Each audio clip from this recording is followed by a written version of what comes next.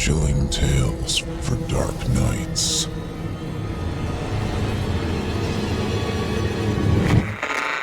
Want to make sure you never miss a Chilling Tales for Dark Nights video again? Be sure to subscribe and hit that bell to turn on notifications. It happened again last night. It'll keep happening. As I lay in my bed, cold sweat upon my brow, I cannot help but think to myself, how did it come to this? 7 years ago, my girlfriend and I had planned a trip to Salem. She was always fascinated by the supernatural and the macabre. I personally didn't care for it all that much, but I cared for her. God, did I care for her.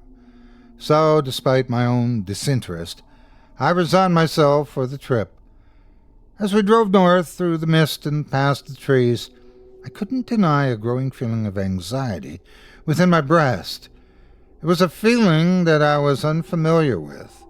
I chalked it up to nerves. After all, I was never one for superstition. Of course, I knew the history of Salem. Who doesn't?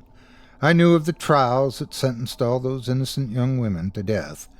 I knew of the many stories of hauntings and strange phenomena that supposedly plagued the town.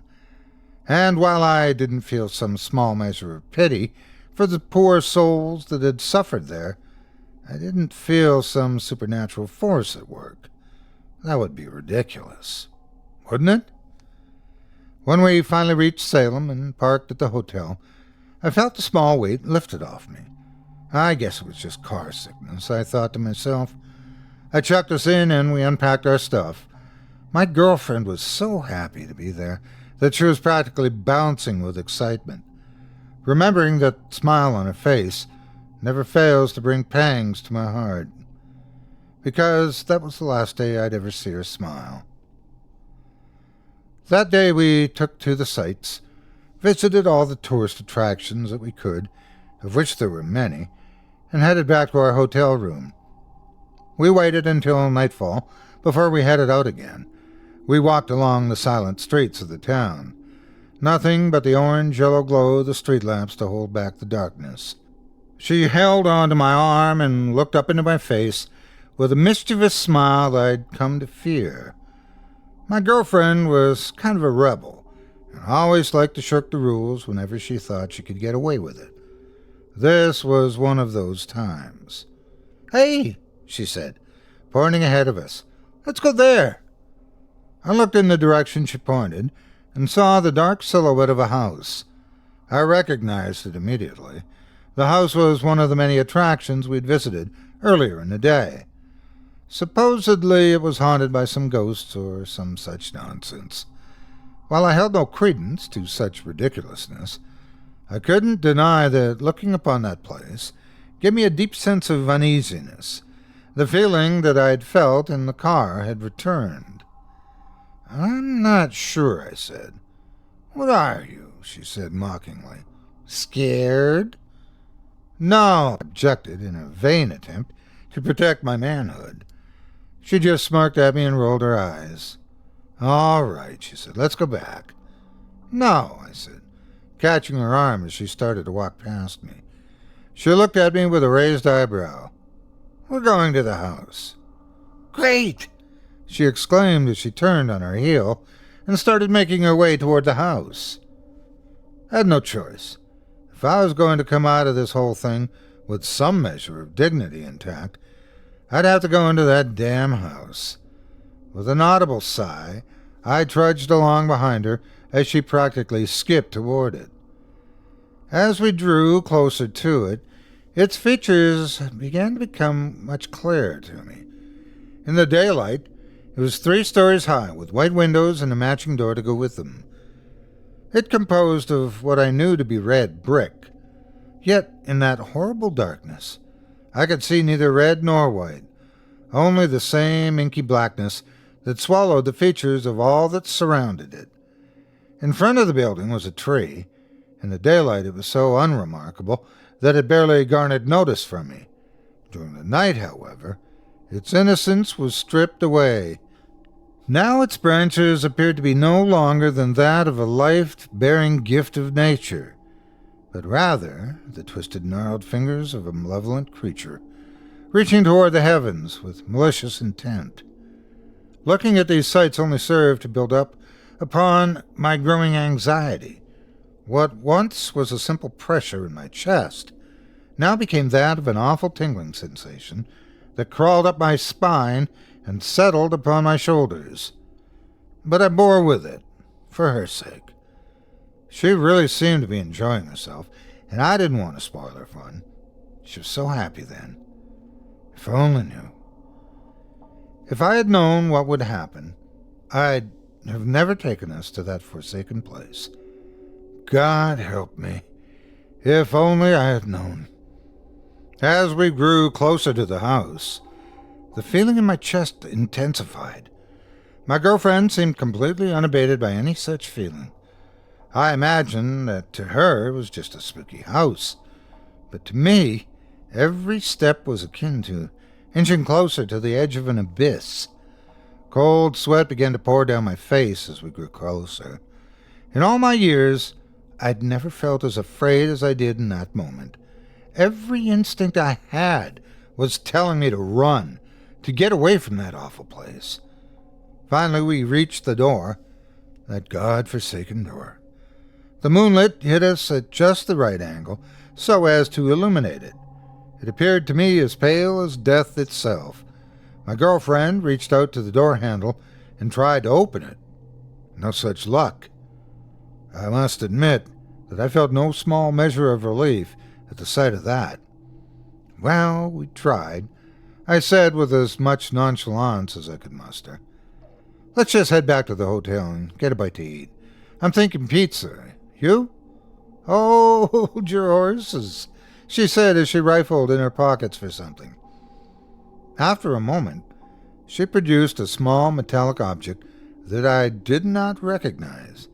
She then brought it up to the door handle and started to pick the lock. Where'd you learn that from? I said with a mixture of surprise and dismay. Girl's gotta have some secrets, you know, she said with a sly smile. And done, she said as the door gave an audible click. She pushed open the door, and it obliged her with an audible groan that seemed to carry through the house and past us both. Without any hesitation, she strolled confidently into the house. I took one step after her, and the whole world stopped. In that instant, I felt the air get considerably colder. While Salem isn't exactly known for its warm climate, this was something altogether different. It was like being put into a freezer. The hair on my arms rose up. Goosebumps covered my skin. I shook violently. When I didn't follow after her, my girlfriend turned to me. Now she noticed my poor state and came rushing to my side. I realized then I could not hear her. I could see her lips moving. I could feel her touch as she tried to shake me from whatever malignancy that had taken a hold of me.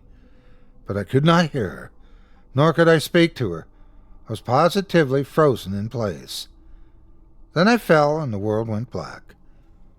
How long I was out, I do not know, nor did I know where I went. It was a strange feeling. When I departed the waking world, I could not tell you where I was then. It was like a dream, and yet I was completely aware of myself and my surroundings.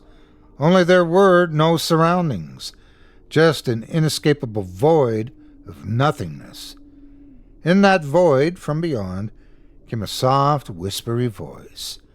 It was faint, but it was there, just outside the range of making out what it said. Then the darkness condensed itself into the shape of a person. This person was composed of pure shadow and held no features on its face. It came towards me. I was fixed in place. I couldn't move. Slowly but surely, it closed the gap between us. Only when its non-face was inches away from mine did it speak again. There was no loss of understanding this time. It spoke in that soft, whispery voice that I've come to hate. Tell them all. I woke with a start and was greeted to walls that were pure white. I was in a hospital. My girlfriend was by my side. Her eyes were red and puffy, as though she had been crying. When I tried to call her name, my voice came out hoarse and raspy, and I felt a rough pain in my throat. "Don't talk," she said as she held my hand. With my free hand, I pointed at my throat with an inquisitive expression on my face. She told me that when I froze up at the house, I had started screaming and wouldn't stop until the paramedics took me away. I didn't remember screaming, but the pain in my throat was evidence enough for me to believe her. I lay my head back down and stared up at the ceiling while she did her best to comfort me. Though I had no trouble hearing her this time, her words did not register. All I could think of was that voice and the message it carried. Tell them all. Everything fell apart after that. The following night, the shadow person came to me again, bearing the same message as before. Tell them all. I didn't know what it wanted from me. Tell them all? Tell them all what? What did it want? Those questions plagued my mind at all hours of the day. Day and night, I'd try to understand just what happened at that God-forsaken place. I didn't understand. I still don't. Was it a spirit? Or was I just losing my mind? I did not know. I began to fear the very concept of sleep, knowing that thing was waiting for me to close my eyes. I began to do whatever I could to fend off sleep. I'd fill my hours with meaningless work and chores. I'd spend money on an overabundance of energy drinks and coffee to keep me awake. But all creatures need sleep. So did I. And sooner or later my body would crumble and I'd collapse. And without fail, the thing would be waiting for me, always saying the same thing. Tell them all. Each and every time I woke from that horrid nightmare, my determination to never go back intensified. I began to sleep less and less, but the longer I stayed awake, the more my mind deteriorated. I began to hallucinate the shadow person, and in time I began to hear its message, even when I was awake. Tell them all. Tell them all. Tell them all. The stress began to destroy me, inside and out. I became much shorter with people, especially my girlfriend. She'd been there since the beginning, and though I'm not proud of it, she'd been there as I slowly destroyed myself. I lashed out at her every chance I got, not because she had done anything wrong, but simply because she was the only one around for me to vent my frustration at. Naturally, my abuse against her and myself finally became too much for her to bear, so she left me. I remember being very upset at the time, but looking back on it now, I believe that she made the right decision. For both of us. Her leaving me had finally been the wake-up call that I needed. I checked myself into a mental rehabilitation facility and spent the next few years going through psychotherapy and consuming medically prescribed pills. It wasn't easy. There were times when I believed that I had made a horrible mistake and wanted nothing more than to be free of that place. But in time, the hallucinations receded, and I began to see the creature less and less. It wasn't completely gone, but I would have several nights where I wouldn't see the thing at all. In time, I finally regained some of the person I'd once been, and was cleared for release. I've never shared this story with anyone before today, but as I've said, the creature never completely disappeared. There are times, when I sleep, that it returns to me with its incessant demand. Tell them all. I don't know what it is. I don't know what it wants. But I'm sharing this story with you, all in the hope of finally putting this chapter of my life to a close. Now that you know my story, I have one thing to ask of you. Please, tell them all.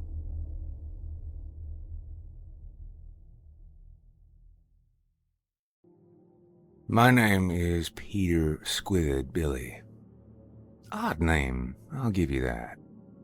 Even stranger is that a grown man north of 40 goes by a nickname.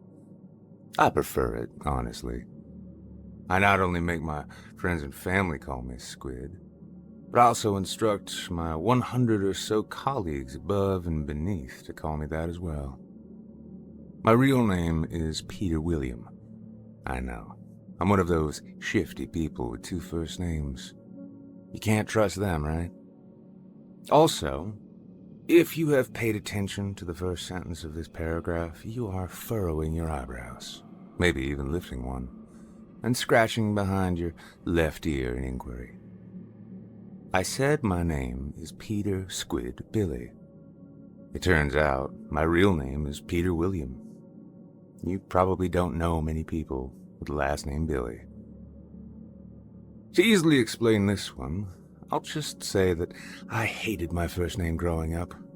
I hated William. When I was about 7 or 8, I learned that some grown-ups called William can be called Billy. What a revelation. Like most boys my age, I was also into Old West outlaws and came across the legendary American train robber and vigilante, Billy the Kid.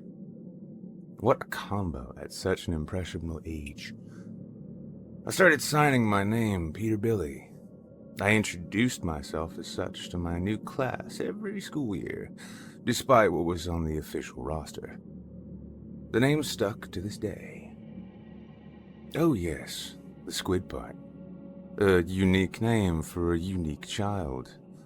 The short story is that when I was in 3rd or 4th grade, I was playing with a black pen.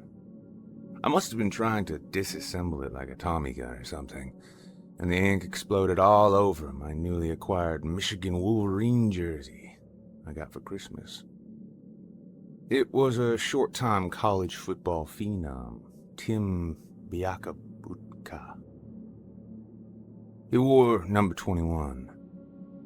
Doesn't sound like something too out of the ordinary for a child to wear, but it was their away jersey, if I remember correctly.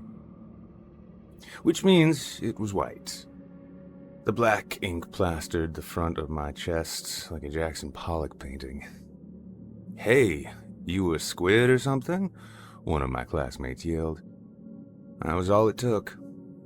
I was mortified at the time, of course. I knew I had to embrace it to keep the hurt down. I've been known as Squid ever since.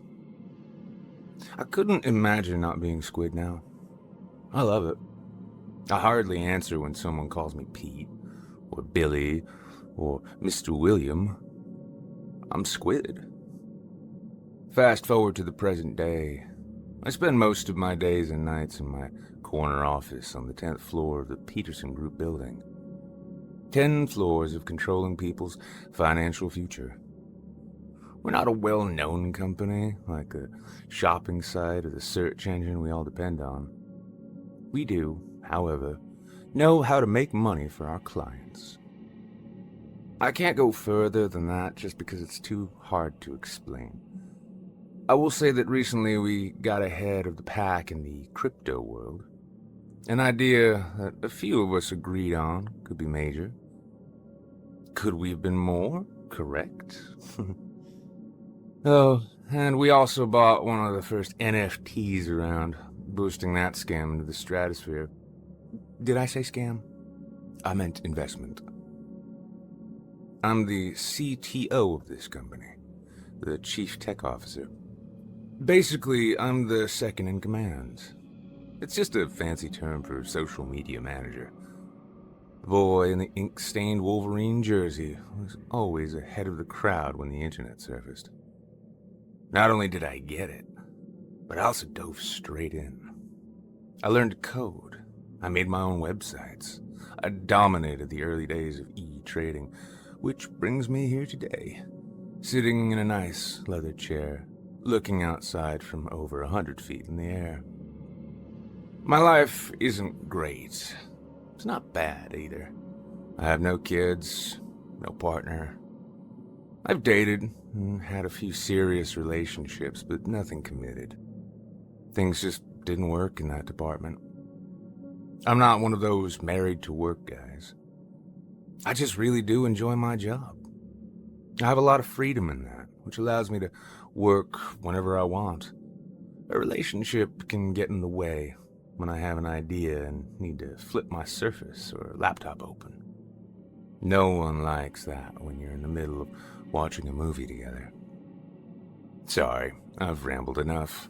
I'm just excited to add this experience to my daily, monthly experience. It's a journal I've been keeping for a while. I read some billionaire keeps a journal of their best experiences to help them see in ink when they need reminding of what brought them to their success. I'm writing this with a real pen, a black pen. Hopefully it stays contained inside the hard plastic Bic container. Last night I was sitting at my desk, like most nights. I'm fortunate enough to have my bathroom, which is a plus. After finally deciding to power down my computers for the night, I decided to wash my face and piss in my bathroom. Not sure which order I performed that in. Either way, I shut the water off to the sink, flushed the toilet, and lost my vision. I was sitting in complete darkness. I could not see my hand in front of my face. I was not physically blind, thank the Lord. The power had gone out. I felt my way to the bathroom door, hoping that I would at least see the exit sign that always had the power to it by way of some kind of emergency regulated generator. Nothing. The building has lost power before, but never for more than a few seconds. We are situated in a part of the U.S. that doesn't have threatening weather or temps that would affect our electricity. As I was standing as still as a statue, feeling like a real shithead, I saw something black dripping from one of the air ducts. Yes, I know. It was pitch black. I don't understand if the area I was looking at was illuminated, or the lights had come on without me realizing it, or what. I truly believe what I saw was blacker than the darkness I was covered in. Being scared does not begin to convey how terrified I was. As I was transfixed on the multiple strands of black goo coming from the vent above me, I heard a voice. More like a cough. A clearing of the throat, maybe. Nervously, I worked up the fortitude to say something. Announce my presence. "Hello?" I said with a weak little voice. A ghostly moan responded. A dark and deep voice that bored inside my head. It felt like my eyes were going to shake outside of their sockets. "Squid," I think it said. This couldn't be happening. I finally worked too much. I was seeing and hearing things due to overwhelming self-induced stress. After a moment, I bravely stood my mental ground.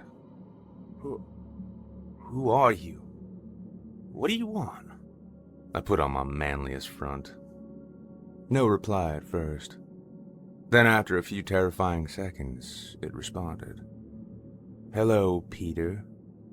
I attempted to reply to it, this time calmly. "Look, I don't believe in ghosts, or ghouls, or ghasts. Who are you?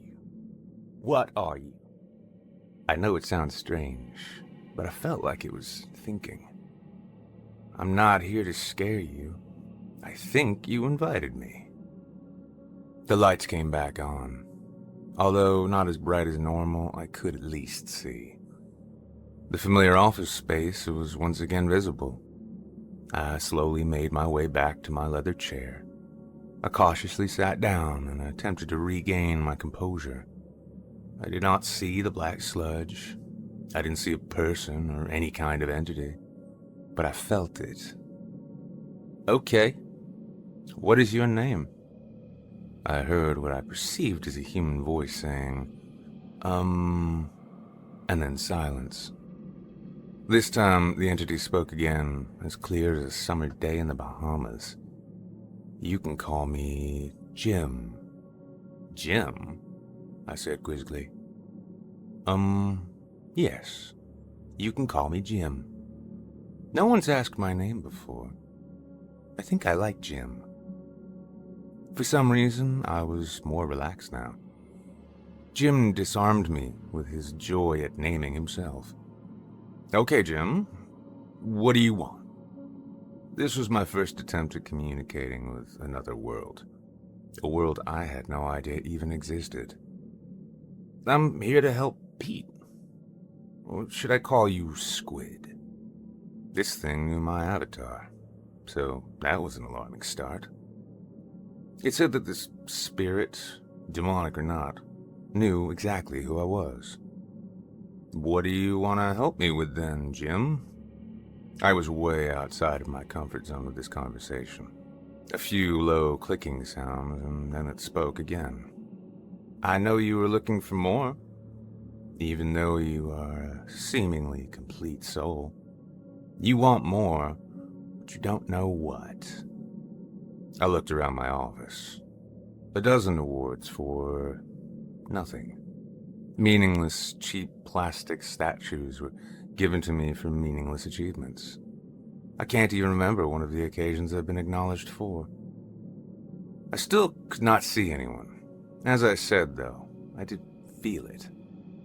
Jim was with me in my office. It felt like he was sitting in his little invisible chair, knee to knee with me.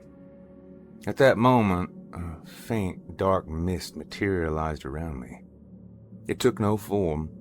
The word ether was flashing in my brain. A low rumble indicated that Jim was about to speak again. Yes, I allowed you to see me for a brief moment, to show you that I do have somewhat of a physical form, which you humans appreciate. What's the phrase? Seeing is believing? I sat quietly. Right, on to business. I don't come to your realm often. Do you agree you are missing something, Squid? Of course, we all are, I said, feeling an immediate rush of sadness. You sit here surrounded by achievement.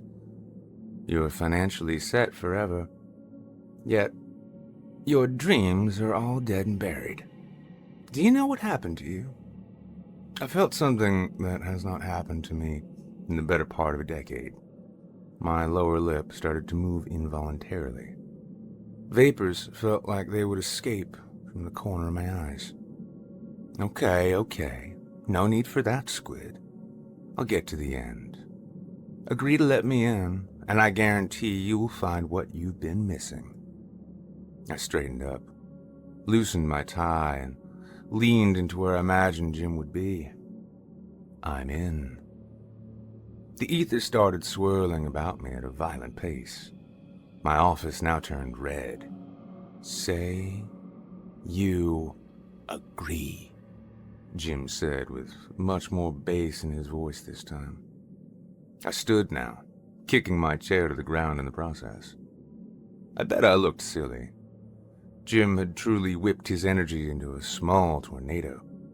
It almost threw me face down on the floor. My attempt to bravely stand up to Jim turned out to make me look and feel weaker than ever. Say it, Squid. I agree. I was dropped on the floor of my office. I was in so much pain I didn't realize I was levitating from Jim's force.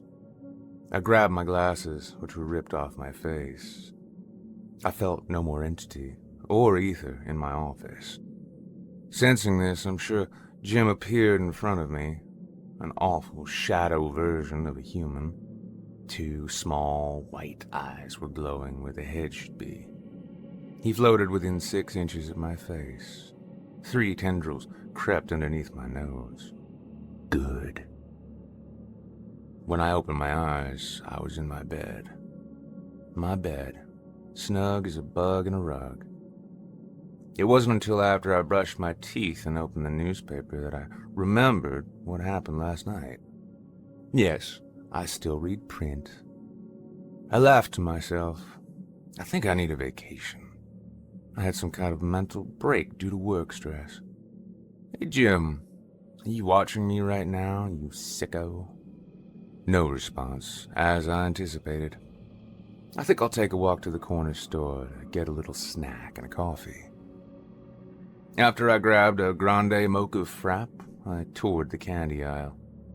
I never make my way here. I've been on that keto kick for a while now. Today felt like a good day for a break. Ah, Reese's Cups. My childhood favorite. Take it. I spun around to see who the hell just spoke to me. The ghost. Still dealing with that adrenaline dump from last night. Oh no, Squid. I'm here, and I'm very real.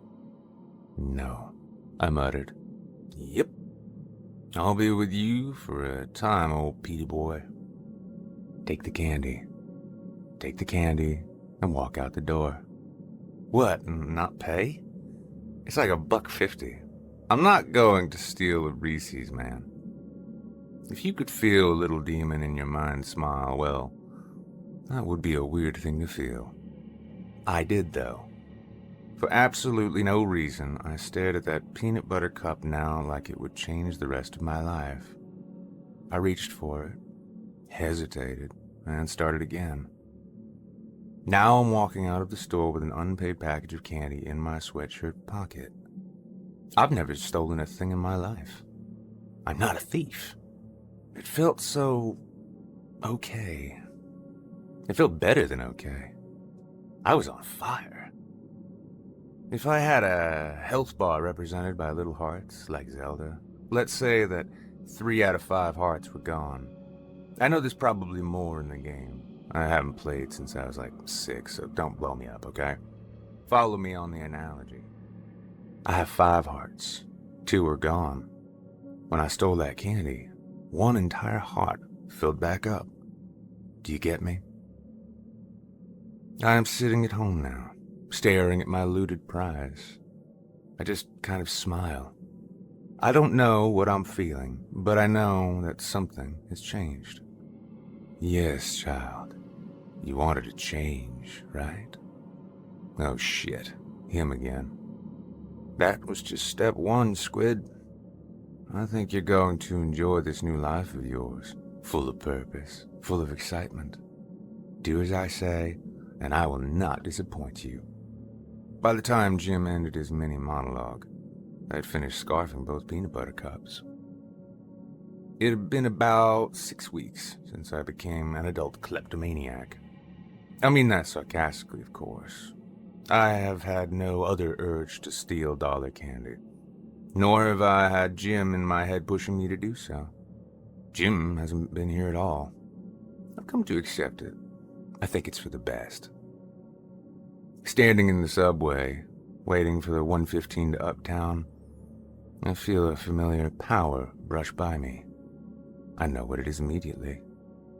Hello, Jim, I say through gritted teeth. Oh, come on, old boy. Don't be like that. This is customary. I give you an idea of what I do, then let you go back to your reality. Rolling my eyes out of my head, I stood up to face my abandoned spirit friend. So, what will it be then, Jim? Maybe you want me to steal a newspaper or something? I could feel Jim's energy change. You see that guy over there? When he said that, I felt a subtle breeze move across my face, like a hand attempting to move my head in a certain direction. As I moved my gaze, I saw a person. It was just him and me down there. This time of day isn't that busy, but there are usually more than 2 people. Yeah, that's him. Hey, you want to push him onto the train tracks? What? Fuck you, man. Not a chance. I'm not a murderer. The man looked at me. I forget that I'm arguing with thin air with everyone else. As soon as he made eye contact with me, he quickly went to minding his own business. Jim seeped back into my brain. Maybe the train will be early. Maybe it'll be late. Maybe he'll make it off the tracks in time. You don't know, Squid. That's the fun of it. Haven't we been over this before? Push him. No. Do it, or you will not be happy. I started to make my way over to the stranger. I attempted to be non-conspicuous, but kind of hard when there was no crowd. I stopped when I was about 10 feet away. "You do it," I said. I expected another cosmic response about how I was supposed to be fulfilled by acts of random badness, but instead, I heard only 5 words. "I thought you'd never ask." Without a second to process, I saw the man get yanked off the platform to the tracks below. I could physically see his brown jacket go up behind his neck like someone was pulling it. And then, his arms and legs whipped behind his torso like he was being pushed in the back with major force. I watched the soon-to-be corpse scrounge to his hands and knees, eyes as wide as dinner plates. Don't help him. I was mid-stride and stopped. He's right. This is all happening for some reason. A reason I cannot pretend to know. The man got to his feet. The familiar foghorn echoed through the steel and concrete tunnel. The massive headlight bent its fiery face. This only made the man more panicked. He met eyes with me.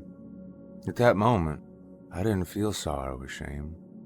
I felt pity for a man who had no purpose in life. He should be there. He scrambled for the platform like his pants were full of ants. Ants in the pants. "Let's go, Squid," Jim puffed in my ear. I was already on my way. Deciding to cancel my 115, I started walking up towards street level. Take one more look. As I did, I saw the man pull himself to safety. Sirens were sounding in the distance. Shit. I didn't think that the surveillance cameras were all over the place down there. No matter. I technically didn't do anything wrong. Can't charge me for not helping. I was afraid. The tracks were charged death traps. I didn't want to fall myself, etc., etc. Sorry, it's been a while. It's been almost a year since I checked in with my journal. Jim and I have been besties. I don't want to go into everything, maybe because I haven't been around. Not sure some of the things I've done should be repeated. Don't get me wrong, though. I've loved every second of it. Jim has let me do things as small as slap a little kid's hat off to as big as scamming some helpless grandma out of the little bit of life savings she had. Thanks for the subscription to Log Cabin Monthly. Jim was always right. I had a great life up to the point he met me, but I was missing something. Something I could not put my finger on. I think I'll enjoy a drink of my own creation. 1 part Jack Daniel's Fire, 1 part Jim Beam Peach, and 1 part butterscotch schnapps. I call it the Sunday Fun Day. You can have it any day you like. Sip on one, then take a shower. There's no better way to end the day, in my opinion. As I wake the next day, I feel great. I throw on my favorite at-home loungewear, a gray Champion sweatshirt and pants. I see the empty glass of Sunday Fun Day and smile. Should I keep the buzz going? No. Let's have a tall bottle of ice-cold water and wait for Jim to tell me what's next. Speak of the devil, and he shall appear. "Ah, Jim," I say to the ether. "What do you have for me today?" The lights flicker for a few seconds. "Nothing, Squid." I laugh. "Come on, man, I know you're better than that." The mood lowers. "We're done, Squid. You've reached the end of the line." A little rose filled with panic starts to bubble in my guts. Okay, stop messing around. What are we getting into? I'm not playing around. An audible laugh bursts through my eardrums. I was never playing around, Peter. The sweat beads on my forehead. Actually, I'm sweating all over.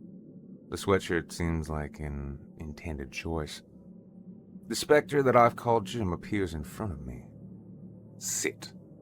At once, I'm thrown down into my dining room chair. Another chair comes flying towards me, stopping inches away.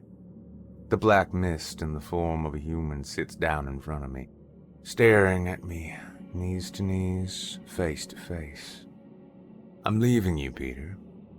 You'll be slung back into the life you knew before. I'm sure he picked up on the confusion in my face. It was fun, but you deserve to go back to your life as a sad, no-purpose-having meatbag. I'm having trouble breathing. I don't understand. I did everything you asked.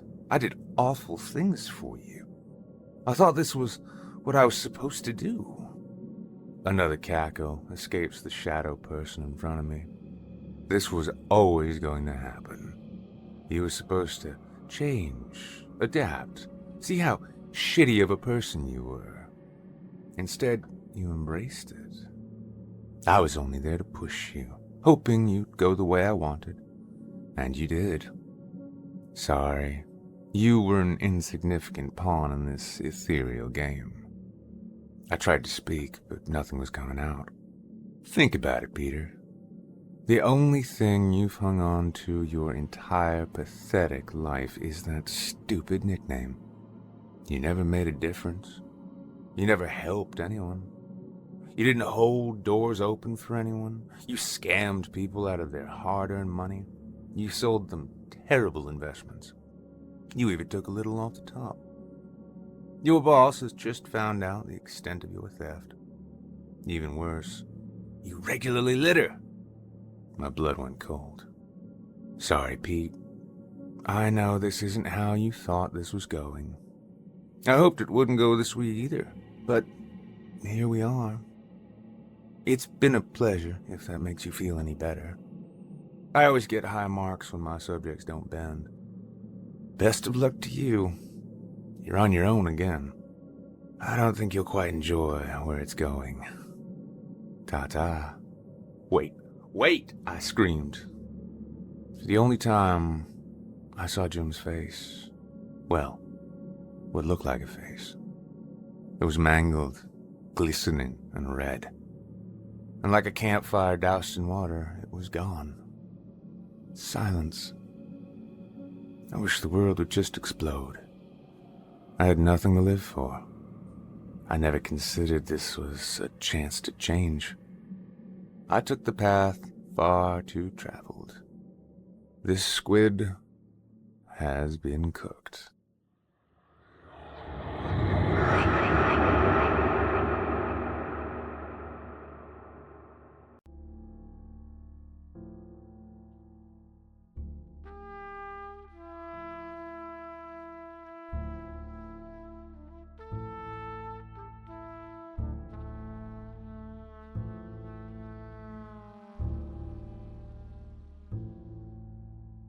My name is George Hart, and I'm a true native New Yorker, born and raised in the great Empire State. My mother, Maria, gave birth to me right here in the Bronx, over at the Lincoln Medical Center. I was told it was during a record cold spell on a frigid February morning back in '38. I grew up in the South Bronx in one of those old 5-story apartment buildings right off Lafayette Avenue.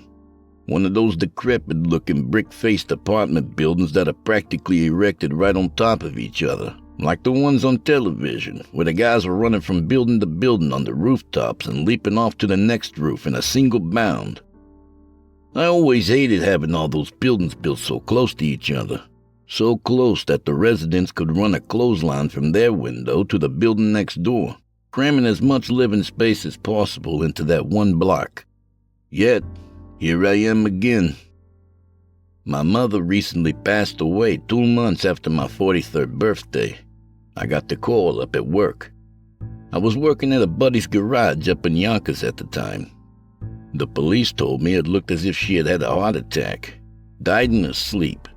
Never knew Mom as having a bad ticker, but shit happens, as they say. After the funeral, I decided to head back to the Bronx from Yonkers and move into our old apartment. The rent was a lot cheaper, and Raymond, whose garage I was working at, had made a phone call and gotten me a job at a garage that was only a few blocks away from the old place near Randall Avenue. The Lord taketh away, and he giveth, The apartment was on the 3rd floor of 5 and faced the street out front. I left most of the things in the apartment the way they were when I moved back in. Even left Mom's room the way it was. I felt bad just at the thought of getting rid of any of her stuff, so I left her room be. I wound up settling into my old bedroom. The bed seemed to have shrunk considerably since I was in it last, my feet hanging just over the edge of the mattress. Once I saved up a few bucks, I'd have to look into replacing the bed. I made a mental note to myself of making that one of my first priorities. It took me until the beginning of May before I was finally feeling settled in at both the old apartment and the new job. I even made the acquaintance of a couple of my neighbors in the building. There was an old black couple up on the 5th floor, Horace and Sophia Coogan. They were somewhere in their late 60s, real nice people. They had been living here for the longest time. When I mentioned to them that I was Maria's son, they said they remembered me as a small boy, even though I had no recollection of them. Either way, good people. Then there was a Puerto Rican girl on the floor below me, Lucinda Estevez. I never asked how old she was, as that's just something you never ask a woman, so I'd have to just guesstimate that she was somewhere in her late 30s. Beautiful woman, with olive-colored skin and long black hair and big dark eyes. I had run into her several times prior as we were getting mail from my mailboxes downstairs before I finally got up the nerve to start up a conversation. She lived alone and had moved in just over a year before me. As May was sliding by and summer was getting ready to make its scorching grand entrance into the ghettos of the Bronx, Horace asked me one day if I wouldn't mind looking at their car. He could only describe the problem with their old blue Pinto as not running right. I felt obligated as a neighbor and a mechanic to take a gander beneath the hood and see what was cooking.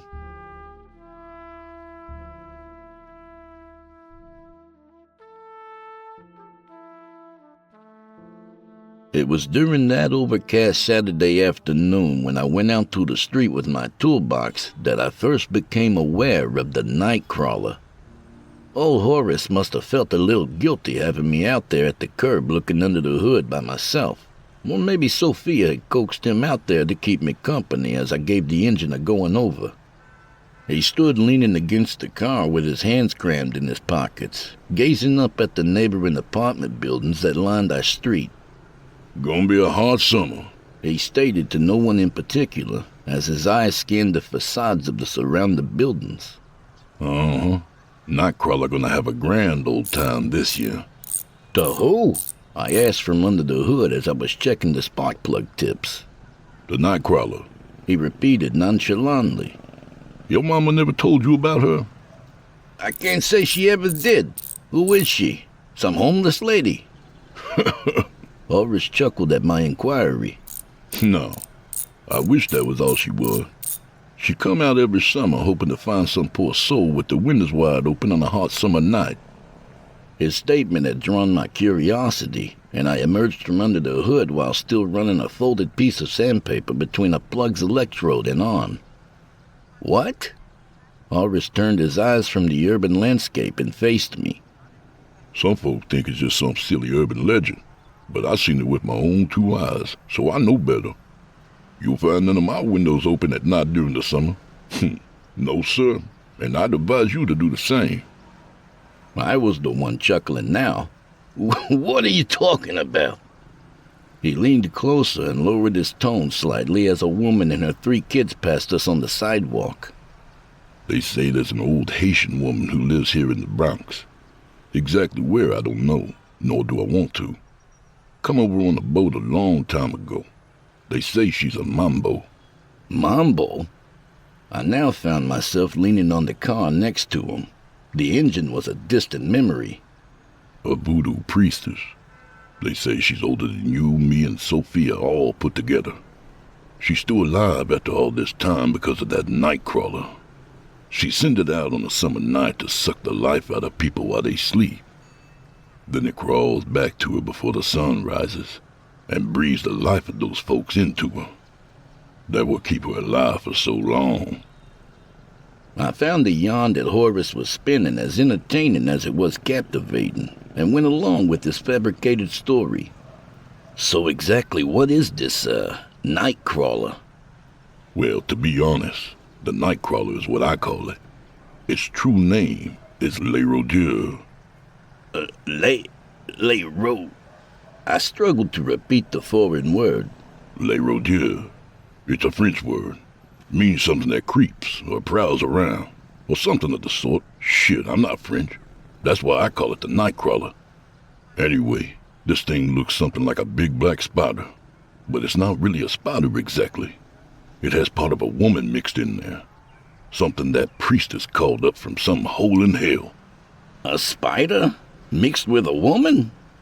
His imagination was without limits. Only way I can describe it. I didn't believe in all that bullshit voodoo mumbo-jumbo either, till I saw it myself. It was about 5 or 6 summers ago. I woke up in the middle of the night to take a piss. When you get old, you find yourself always having to piss. Anyway, as most folks do here in the summer who can't afford an air conditioner or the electric bill that come with it, they leave the windows wide open all night, hoping that some kind of breeze blows in during the night to offer a little relief from the heat while they're sleeping. I nodded as I listened. I recalled how my mother had always kept the windows wide open at night during the summer, even with one of those small isolating fans going all night long. I remembered just lying there in the dark, spread eagle on the sheets, and nothing but my skivvies trying to cool off from the stifling heat. Well, I was standing there in front of the John pissing and looking out the small window above it. At first I thought I was seeing things, but after rubbing the sleep from my eyes, I found out I wasn't. I saw this giant spider crawling on the building across the way. It blended in with the night shadows and was as silent as the grave as it moved. I watched it scurry about along the side of the wall, checking each window it came upon. When it stopped at an open one, it crawled right into that apartment.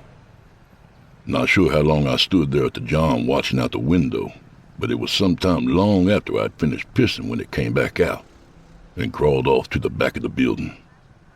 Later the next day, come to find out that Mr. Jackson was found dead in that apartment. I realized just how distracting the story had become and moved back to the engine. I didn't want to spend all afternoon under the hood on my Saturday. That was probably just a coincidence. Like you said, it was dark and there were shadows, and you had just awakened. A perfect combination to be seeing hallucinations. Hallucinations, my dick. I know what I saw. The thing was like some spider woman crawling about the sides of the buildings at night looking for an open window, so it can creep in and suck the life out of someone in their sleep. If you're smart, you'll take my... Horace! Sophia was calling down from their window 5 floors up. Come on up for lunch. Got soup and a sandwich waiting for you. Just keep your windows closed at night, George. At least until summer passes. With his parting words, Horace pulled himself from off the car and patted my shoulder as he shuffled into the building. As I was checking and cleaning the other spark plugs, I found myself still smiling at his urban legend and how seriously he took it. I thought about how hot their apartment must get in the summer at night, with only a small fan going and all the windows sealed because of one old superstitious man. I laughed out loud and shook my head as I continued with my task.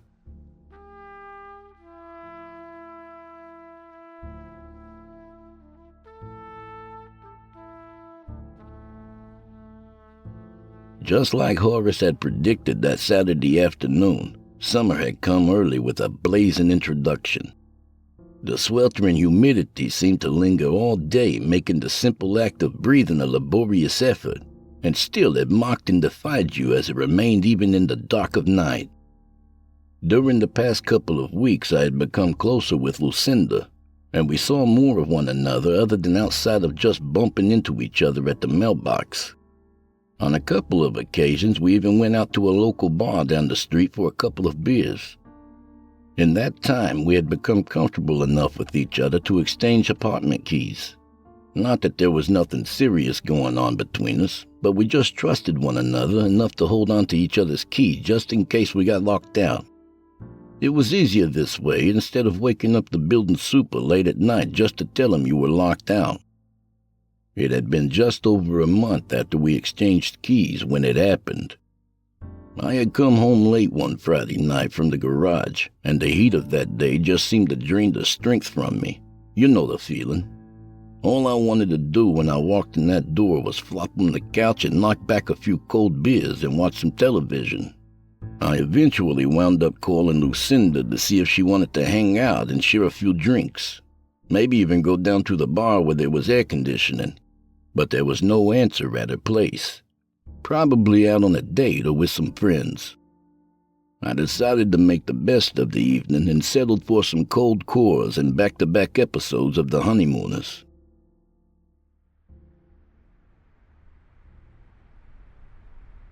I couldn't tell you what time I had fallen asleep. One minute I was 5 beers in, watching Ralph and Norton preparing to buy a hot dog stand, and the next, I was sound asleep. Something, though, had awakened me from my clammy slumber sometime past midnight. I slowly opened my eyes and saw that there was nothing on the television now but static. The network was done for the night, and the apartment was dark. As I laid there on the couch with my clothes sticking to me with sweat, I debated if I should jump in the shower and try to cool off before I went to my bed for the rest of the night. Before I could come to any conclusion on the matter, the noise that had initially awakened me came again. A creaking of a floorboard. It came from the kitchen behind the couch. Now, I had grown up in this apartment and knew it as well as one might an old close friend. I knew which windows leaked cold drafts in the winter, which wall sockets worked and which didn't, and especially what areas of the hardwood floor creaked when stepped upon. I gently closed my eyes and feigned sleep as I awaited my next move. The floor creaked again ever so slightly as pressure was placed on its surface. Someone had somehow managed to get into my apartment. I racked my brain for anything close at hand that I could use as a weapon. I strained on picturing a mental image of my surrounding area on the couch, and I couldn't find nothing that would aid me in a fight. Empty beer cans and a TV remote weren't cutting the mustard. I thought if I were to perhaps suddenly fly off the couch screaming like some madman that it would give me the element of surprise and maybe even the upper hand. But that notion was swept aside when I now felt a weight being applied to the couch itself. Was somebody climbing onto the couch with me? I slowly allowed my eyelids to part, as I could no longer cluelessly lay there oblivious to what was taking place. I damn near screamed and pissed myself. Though my eyes were beholding what was squatting over me, my mind was mentally screaming that this could not be reality, but a horrifying nightmare that I could not awaken from. The ghastly monstrosity was directly over me, balanced partially on both the couch and the floor. I instantly recognized it as some giant man-sized spider. 4 of its long segmented legs were perched on the back of the couch while the other 4 rested on the floor between the TV and I. The foul creature was huge and black with splashes of gray mixed into its body, giving it superb camouflage for its nighttime patrols amongst the shadows. The most hideous aspect of this abomination was its head. Horace was indeed correct about it being a female. A human head was fixed where the spider's face should have been. A haggard-looking gray face of a woman with long, matted black hair that dangled about my face. The eyes in the ungodly face were a milky white, all 4 of them. 2 more smaller eyes bulged from the forehead. The misshapen mouth was even more grotesque. 2 small infant-like arms stretched from the sides of its neck and constantly moved about, its tiny pointed fingers grasping at the air and its little hands playfully touching the creature's dripping maw. As I had said, I did not scream. I couldn't, but I sure as hell pissed myself though. I was literally paralyzed with fear as I lay there in sweat and urine. The face loomed closer, and the spider's sternum lowered itself onto me, and I could now feel its weight. The tiny hands reached out and began to gently stroke my face as it was lining its mouth directly onto mine. I was about to have the life sucked out of me, and they would find me sprawled out dead on the couch in the morning, just like that Mr. Jackson fellow. George? Someone was calling my name outside my door and began knocking louder than one should. George, you up? I forgot my key. My God, not her. Please don't let it take her. I mentally cried as the sudden noise startled it, causing it to lift itself off me. The head turned towards the door as Lucinda called my name again and knocked. I'm gonna come in and get my key, okay? I hope you're decent. I could hear her fumbling my spare key into the door's lock. The face turned back to meet mine, and the little hands again caressed my face. Soon. It spoke in a gurgled hiss, and in one quick movement it was off both me and the couch. As the front door swung open, I heard it brush against the kitchen window frame on its way out, rattling the glass pane as it passed through. Even as Lucinda walked in and saw me lying on the couch surrounded by beer cans and in my piss-stained pants, I still couldn't move. What I had just experienced was so surreal that my mind was still trying to sort through what had just happened when she looked down at me in disgust. Jesus Christ, George, what the fuck? Look at yourself. Was all she said as she walked over to the wall and pulled her key off the nail it hung from. She looked down at me again, shook her head in disappointment, and scoffed before she walked out. Still, I just laid there in a hot mess and in silence. I could only imagine the sight I must have been. It took me a good 10 minutes to process everything that had occurred and chalked it up to something that was dreadfully real and not some baneful dream. When I finally accepted the ordeal as pure fact, I recalled the one word that thing spoke before it scurried back out the window. Soon. It was then I leapt from the couch and began closing and securing all the windows to the apartment, as well as closing all the shades. As the reality of my experience soaked in, my legs and hands began to shake. I reached into the cabinet above the sink and pulled out a bottle of the hard stuff.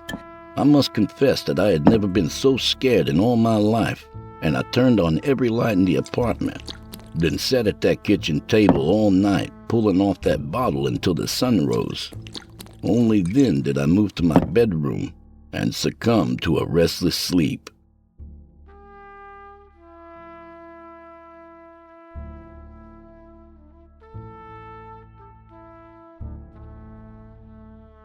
I awoke the next morning with the notion that last night's events were in no way accurate and just a far-off dream.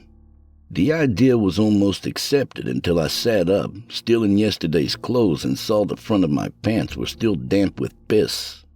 With it being daylight and the temperature already rising, I pulled myself from my bed and showered. The whole time I stood under the cool cascade of water, I tried to tell myself that it couldn't have been real. After changing into some fresh clothes, I finished what was left of the bottle and went up to see Horace. To my luck, Sophia had run out to do some food shopping, leaving Horace and myself alone for the time being. Before I could unload my experience onto him, he poured us each a shot of blackberry brandy. He said that by the look on my face, I needed it. It was after the third shot that I told him of last night's encounter. There were times where I stammered through my story, and at one point almost cried, but with much difficulty and 2 more shots of brandy, I finally concluded my tale. Sound to me like that young girl saved your ass last night. He finally said. It also sounds like the Nightcrawler isn't through with you yet. What do you mean? If that thing told you soon, what you think that means, huh? Sound to me like she's gonna be paying you another visit. But why? I was already starting to sweat despite the old box fan that was mounted in the window, which was failing to blow any cool air into the room. You denied it a life, and you got a pretty good look at it, I guess. Only thing I can tell you, George, is you was one lucky motherfucker. And you owe that girl downstairs, even though she has no idea what she did. Yeah, I guess I do. I stood up and set the shot glass on an end table near my chair. I've got to get going, Horace. I'm still having a hard time swallowing all this. I need to do some thinking. You do all the thinking you need to. And most of all, make sure your windows are locked up every night now. He also stood and walked me to the door. Every summer night since then, I closed and secured all the windows religiously. I didn't give a damn how hot it got in that tiny apartment. Those windows stayed shut. It took me the rest of that summer before I stopped closing my blinds at night. Eventually, my life began to slowly resume its normal day-to-day activities, and I started talking to Lucinda again. You see, after that night, she avoided me and had even given me back the key to my place. She must have thought I was some drunken vagrant after what she saw that night. I never mentioned what really happened, and never will. After that day up in Horace's apartment, I never spoke a word of it again, and Horace never brought up the subject. Sometimes over the last few summers, while I laid there in bed on those sweltering nights, laying spread-eagle in my skivvies just as I had done as a child, I would catch a glimpse of some dark shadow moving quietly past one of my windows. I didn't try to summon up some reasonable explanation to the shape or begin to deny what was really out there crawling around, because I knew exactly what it was.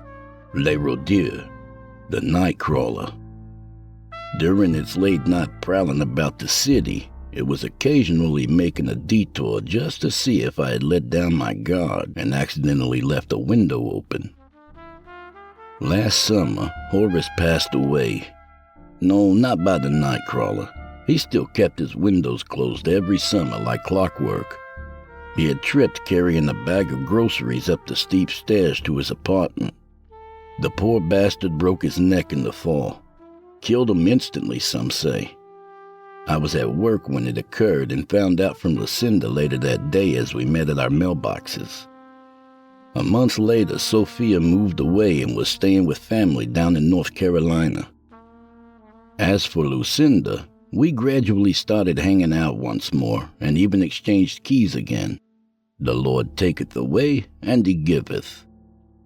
Things were finally starting to fall back into a comfortable state of normality. I even spent some money I had stashed away for a new couch and bought an air conditioner for Lucinda. I never forgot what Horace had said about me owing that girl for her unexpected arrival that night and saving my ass from a horrible death. The least I could do was give her a reason to close her windows in summer. I think my gift won me major brownie points because we're going out next weekend for dinner. This relationship may just be ready to progress to the next level. I was coming home from that bar down the street where Lucinda and I used to frequent, only this time I was out celebrating one of my co-workers' birthdays. All the guys from the garage were there. Despite the day's earlier heat, there was a slight breeze in the air that night, and it felt good as I walked home. The pleasantry was short-lived, though, as I entered my building and climbed the stairs to the 3rd floor. I was sweating like a whore in church by the time I reached my door. As soon as I walked in and closed the door behind me, I could tell she had been in my apartment. Her perfume still lingered in the air as I walked into the darkened confines inside. The only light on was the overhead light above the stove. A folded piece of paper was neatly placed on the stove's surface. My name was written across it. I was already smiling as I unfolded the paper and read the handwritten note. George, I just wanted to tell you how much I appreciate the air conditioner and how much I appreciate you. We've really come a long way since you first moved in. To show you how much I appreciate your efforts, I bought a bottle of wine and will probably have started it by the time you read this. How about coming downstairs and helping me finish it?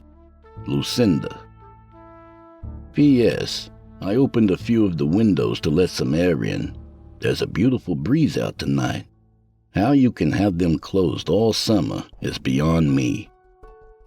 My smile faded as quickly as it had formed, and the letter slipped from my fingers. I could only stare straight ahead as I heard something shifting in the room's darkness. It pushed aside a chair behind me as it was moving closer. a black shadow began to fall over me. I closed my eyes as tightly as possible. Finally, the gurgled hiss spat into my ear. This time, I did scream.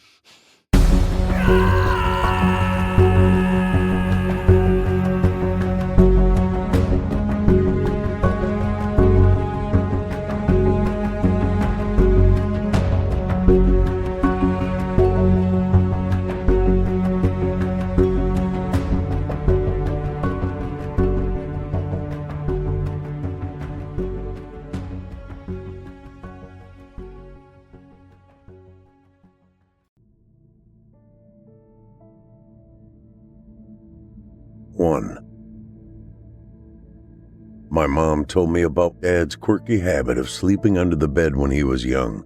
My dad was a tough cookie, so hearing such a thing about him made it hard to believe.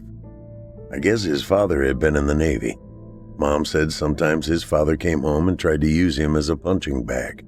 I guess that saying of the nut not falling too far from the tree is sometimes a fact.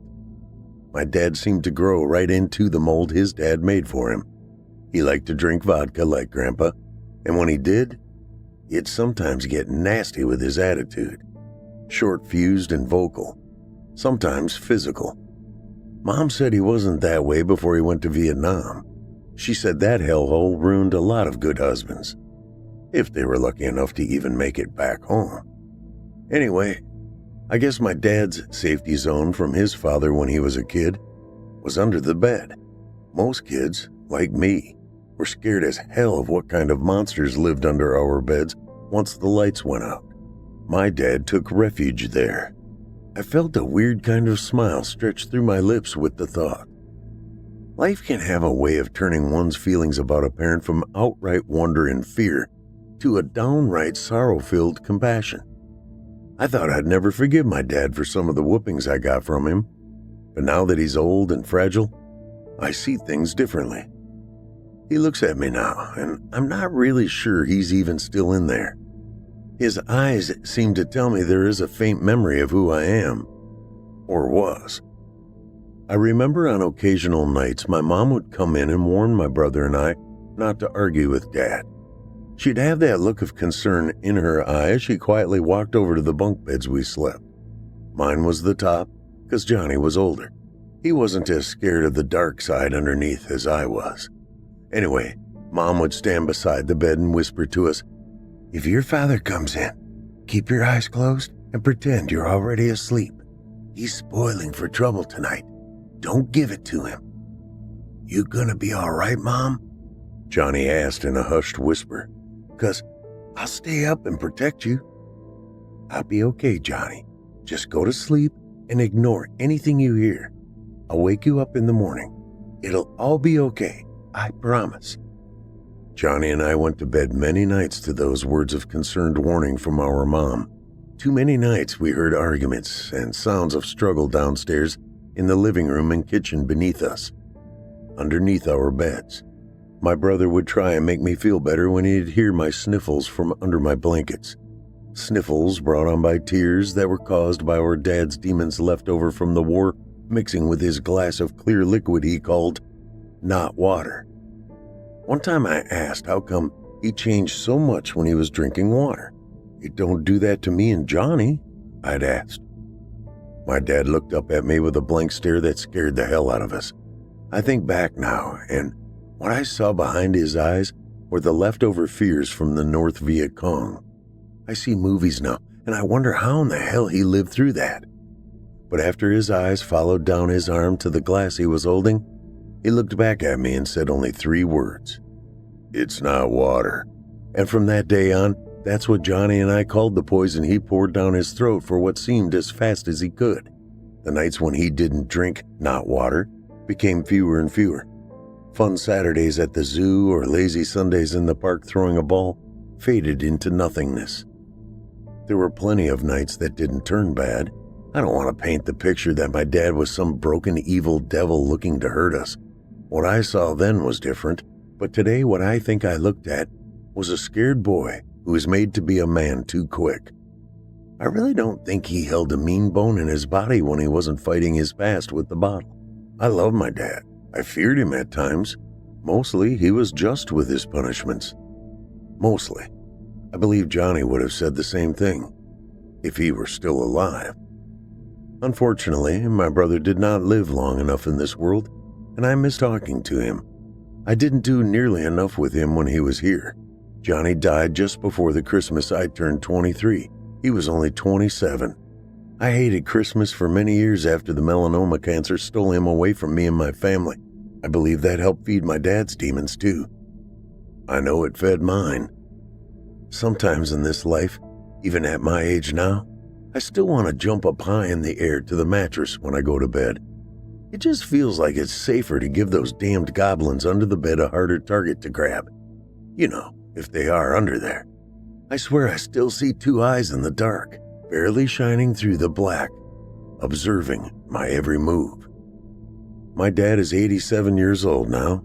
He never seemed to have goblins under his bed.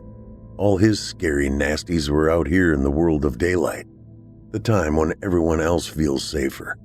His mind is falling into the grips of dementia. He appears frailer each time I make it to see him. The man couldn't hurt a soul now, even if it were the Viet Cong war demons coming over the wire. He remembers me, though. I wish I could be more regular seeing him. Somehow the guilt eats at me for not being a better son. I, of course, tried justifying myself with thoughts like, where the hell was he when I needed help? It still hurts to watch someone grow old, especially someone you're supposed to love, but never felt like you ever knew them but surface deep.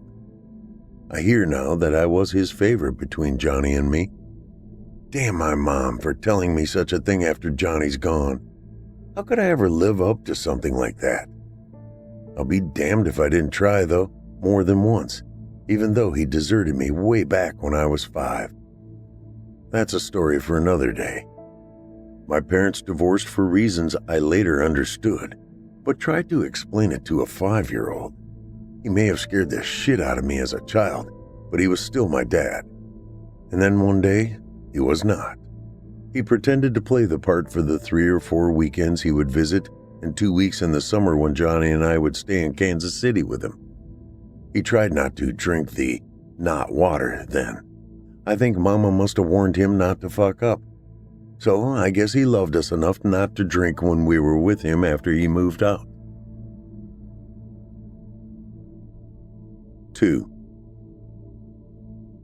I didn't really want this story to turn the way of a me story, Doc. Well, Steve, how does this make you feel? Dr. Charles Strangeheart asked. You're kidding me, right? Do you educated fuckers really believe asking a lame-ass question like, how does this make me feel? Do a goddamn thing to someone with serious or even mild issues feel any better? Or is this just an academic question that is supposed to cure us all by showing us our feelings and how to just deal with them? Or maybe only used as a backup option when you're caught not knowing what the fuck you're talking about? I knew my vein had to be bulging from my left side temple. It always swelled first, and then came the splotchy red and white skin. You pay thousands upon thousands of dollars to be schooled in all the most technically advanced therapies, and all your types rebound to, how does this make you feel? Well, isn't that freaking phenomenal? Damn. I guess this proves the nuts don't fall too far from the tree, even if they don't share the experience of a devastating war between them. I'm sorry, Doc. It's just that I got job pressures. My dad is dying right in front of me when I make myself go see him. His wife is a manipulative bulldog who lies to me constantly. I love my dad, but she's stolen him from me for years now, and I can't deal with it. I suddenly felt totally overwhelmed and fatigued. And that is how it makes me feel. There you go. I answered the goddamn question. Now, cure me. Steve, I have to say, those outbursts are not necessarily a bad thing, under controlled circumstances. Surroundings like here with me in the office, letting off some steam without scaring the hell out of any civilians out there. Doc Charles pointed his finger to the window, where I could see people walking down the sidewalk of downtown Union City. You don't want to scare the masses, especially in this age of times. Doc smiled. I think we're making progress, though, and I hate to ask this, but... He winked at me. How does that statement make you feel? You got me, Doc, but seriously, I feel better. Feels like a few less monsters under the bed today. I won't have to jump as high tonight when I hit the bed. I laughed. I have to admit, the highball glass filled with a double shot of George Dickel fine Kentucky bourbon helped nurse me back into a more satisfactory state of mind. Yes, I had made strides towards feeling better about life and myself tonight, but I wasn't instantly cured. There were still rough edges to be honed down, and bourbon did that for me at times. I didn't abuse it. It wasn't like my father and his not water. I relaxed and sipped as I let my head softly fall to the back of my recliner. My eyes quickly felt heavy. 3. The atmosphere was thick and foggy. The moon shined almost full through the window. I reached out to touch his face. He was hollow and frail. His silver and white hair now matched the color of his mother's, or at least the way I remember her. She lived to be 100. This felt terrible, but as I looked over at my father, I didn't wish the same lifespan for him. Not in the shape he was in, mentally. I imagined the hell it would be like not ever knowing exactly what was going on around me, not fully recognizing the people in my life, or being bullied by a woman who surely thought she was doing the right thing, but obviously was mistaken. I blamed her for my father's memory loss in some ways. She never let him finish a sentence. Ever. I'd ask a question, and before he could answer it, she'd be hollering the corrected answer from the other room. Always. The only time my father could speak uninterrupted by her was when he prayed, for dinner or men's Bible study or church. She didn't interrupt him then, but the minute he was finished, she was back on bulldog patrol. She was a difficult person to care for. There were many times I felt the pull of my hands to her throat. I had always enjoyed the few times my dad told her to, "Let me finish my damn thought." It was jubilance I felt every damn time it happened, even if seldom and far between. I hold a bit of self-pride when I look back at my life and think how few grudges with people I still hold. There is one I'm currently guilty for, and that's my dad's second wife. I call her She-Who. She whose name I will never speak. That grudge will never go away. I don't feel the guilt very long when it questions me. She-Who always fills in the blanks with her coy behind-your-back comments. Usually right after the caramel sugar-coated compliments she drizzles over you like an endless bottle of sickening sweet syrup. God help her if my father passes first. My dad's eyes begin to haunt me again. He reminds me of the pictures I've seen of Howard Hughes in the days he was living locked up in his high-rise apartment during his crazy hermit days. Hair wild and uncombed, beard growing out in every direction with no attempts of calming it. You'd think his damned loving wife would help him, but she is probably too busy shoving banana cream custard pies down her diabetic throat. I knew my thoughts resonated with ugly overtones. I was making progress, but I'm not perfected yet. She just may be the one stumbling block I may never overcome. My blood boils at the thought of her taking up space residing in my head. I stirred a moment and felt myself turn from one side to the other of my empty bed. I swore I heard something. It was like a faint, eerie cry. I listened again, more closely. Was I still asleep? And was this part of the dream? Or had I actually been awoken to a monster's cry? I lay in silence, straining my ears to block out the city noise of cars and sirens to focus on something closer. It almost felt like a faint, muffled whimpering very near. I heard it again. Was it coming from under the bed? Dare I lean over the edge and peek? At damn near 60 years old, I felt foolish to be nervous at the thought of looking under my own damned bed. The only monster I would find was a stinky old pair of Converse tennis shoes that had been missing since 2014, or, God forbid, an old pair of underwear that went MIA. I began to twist over on my stomach, laying sideways on the lonely king-sized bed, nervously beginning to crane my head over the edge. The old lacy, frilly thing my wife put on our bed so long ago was still hanging over the mattress edge. She left me years ago because of my issues. I'd finally gone to the psychologist like she asked, Dr. Charles.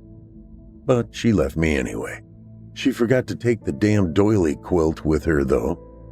It was yellowed and as stained as our marriage ended up being. But I couldn't seem to rid myself of the memories it now held. I began to pull it upwards, so I wouldn't have to lean down as much. 4. I'm sure every family throughout the world has some form of dysfunction that lives within the unit somewhere, either close inside like at the core, or some brother-in-law or distant uncle, somewhere in the family fabric. I know in the interior of our family, some of my step-siblings, even though I've never personally felt like a step or thought of them as one, that their feelings may differ. It's all about perspective. One's prize is another's goose egg. One's happiness or contentment may be the other's hell. But I've always tried to find the positive note, the silver lining wrapped up in the dark storm cloud. No life is perfect. The one I remember as a young child with my birth father, or the man after, that entered my mom's life. It was a new situation we all found each other in. Parents' new romance and marriage. 7 of us thrust into an instant family. 5 children became confused collateral damage from our parents' love. The new man brought himself and 3 new young kids, my new brothers, when I was very happy and settled with just one and my mother. I always felt they were the lucky ones to gain older brothers and the best damned mother in the world. I accepted, I shared. My older brother Johnny resented and rebelled. I saw very covertly to myself at many times throughout our entire sharing of a home that we, my mom and brother, were the ones who made any sacrifice, if one was actually to be tallied as made. I later found out while I basically settled into what I saw as a happy family, some of my siblings did not see things the same as time passed. Shit, Doc, no one will ever see your notes you're taking, will they? This would be a fucking shocker to my family if they ever found out what was in my head all these years. Steve, your secrets are safe with me, unless I surmise you're planning someone's demise. I'm a lover, Doc, not a killer. I couldn't even shoot a deer when my stepdad took me hunting. I'm safe, remember? I took that mental test, you know? The one you told me I was so normal that you couldn't believe it. I was actually feeling like Doc Charlie might be helping me. I'm finding out that I am normal. I am the sane one. I just hope I don't follow the way of my dad. I don't want to be lost inside my own mind, unable to claw my way out. My dad's recent line, which he seems stuck on, is, "Lately, I don't know my ass from a hole in the ground." He says it over and over and smiles with a chuckle. I guess in some strange way, he derives pleasure from letting it roll off his tongue. He's not the man I barely knew before the dementia took over. This is who he is now. I suppose I don't really know this man any better than I did the other. And somehow, I love him. I won't ever really know him, but I do love him. It's not just the shared blood thing either. That's never been of importance to me. Family is love and backing one another, helping each other through struggles. Crazy thought, since I really don't remember a single time when my father was actually ever there to do just that. My stepdad was, multiple times, even though we mixed like oil and water throughout and to this day still. There were many times when I felt like my stepdad suffered from the "he's not from my blood" syndrome. he was still always there for me. I love him too. I love my entire family. I get mad as hell at each of them, but I love them. You're cured. Doc smiled with the biggest grin I'd ever seen him wear in the 3 years I'd been visiting him after my wife left. I, of course, knew he was being facetious, but it felt good hearing the words. It was like a lead brick being lifted from each shoulder. Instant relief. And I drove home with a new attitude. The world was suddenly mine again. I drove home with a new attitude. I hoped this time the feeling would stick. 5. The phone was ringing before I got the door open. I raced to it, picking it up to a dial tone. The caller ID told me it was my dad's neighbor. I dreaded calling back. Frank never brought good news. I felt my new attitude begin its falter. I hit redial. Frank. I began to shake my head. Is he okay?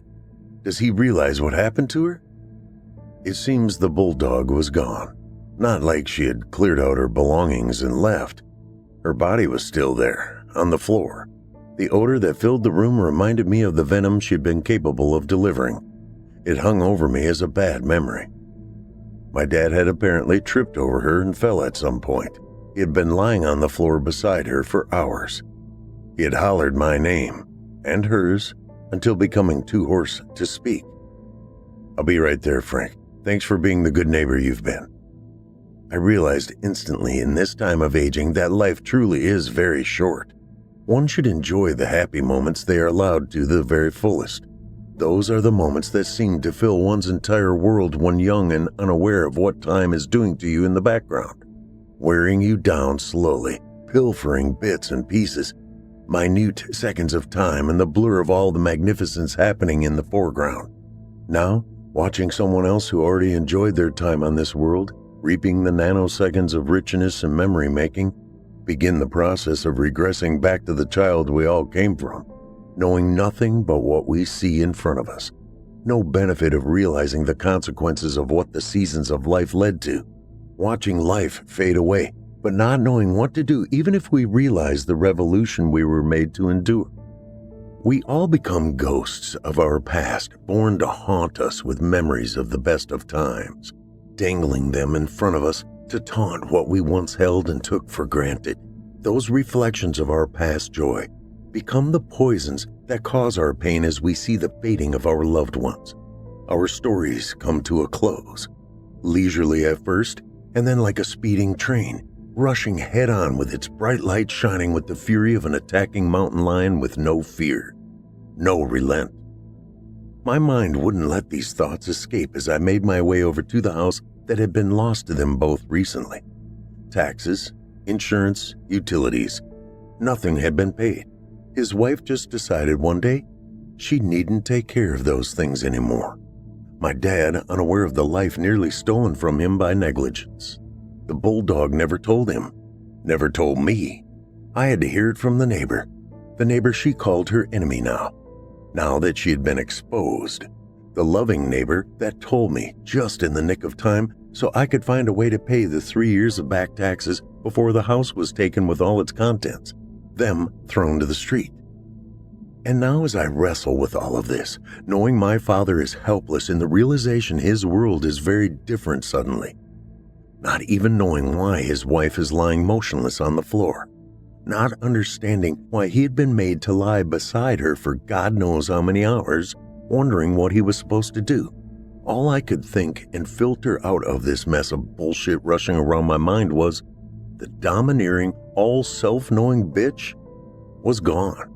I couldn't find any sorrow or even satisfaction in the fact. Life was now changed, not only for my dad, but for me. Where would he go?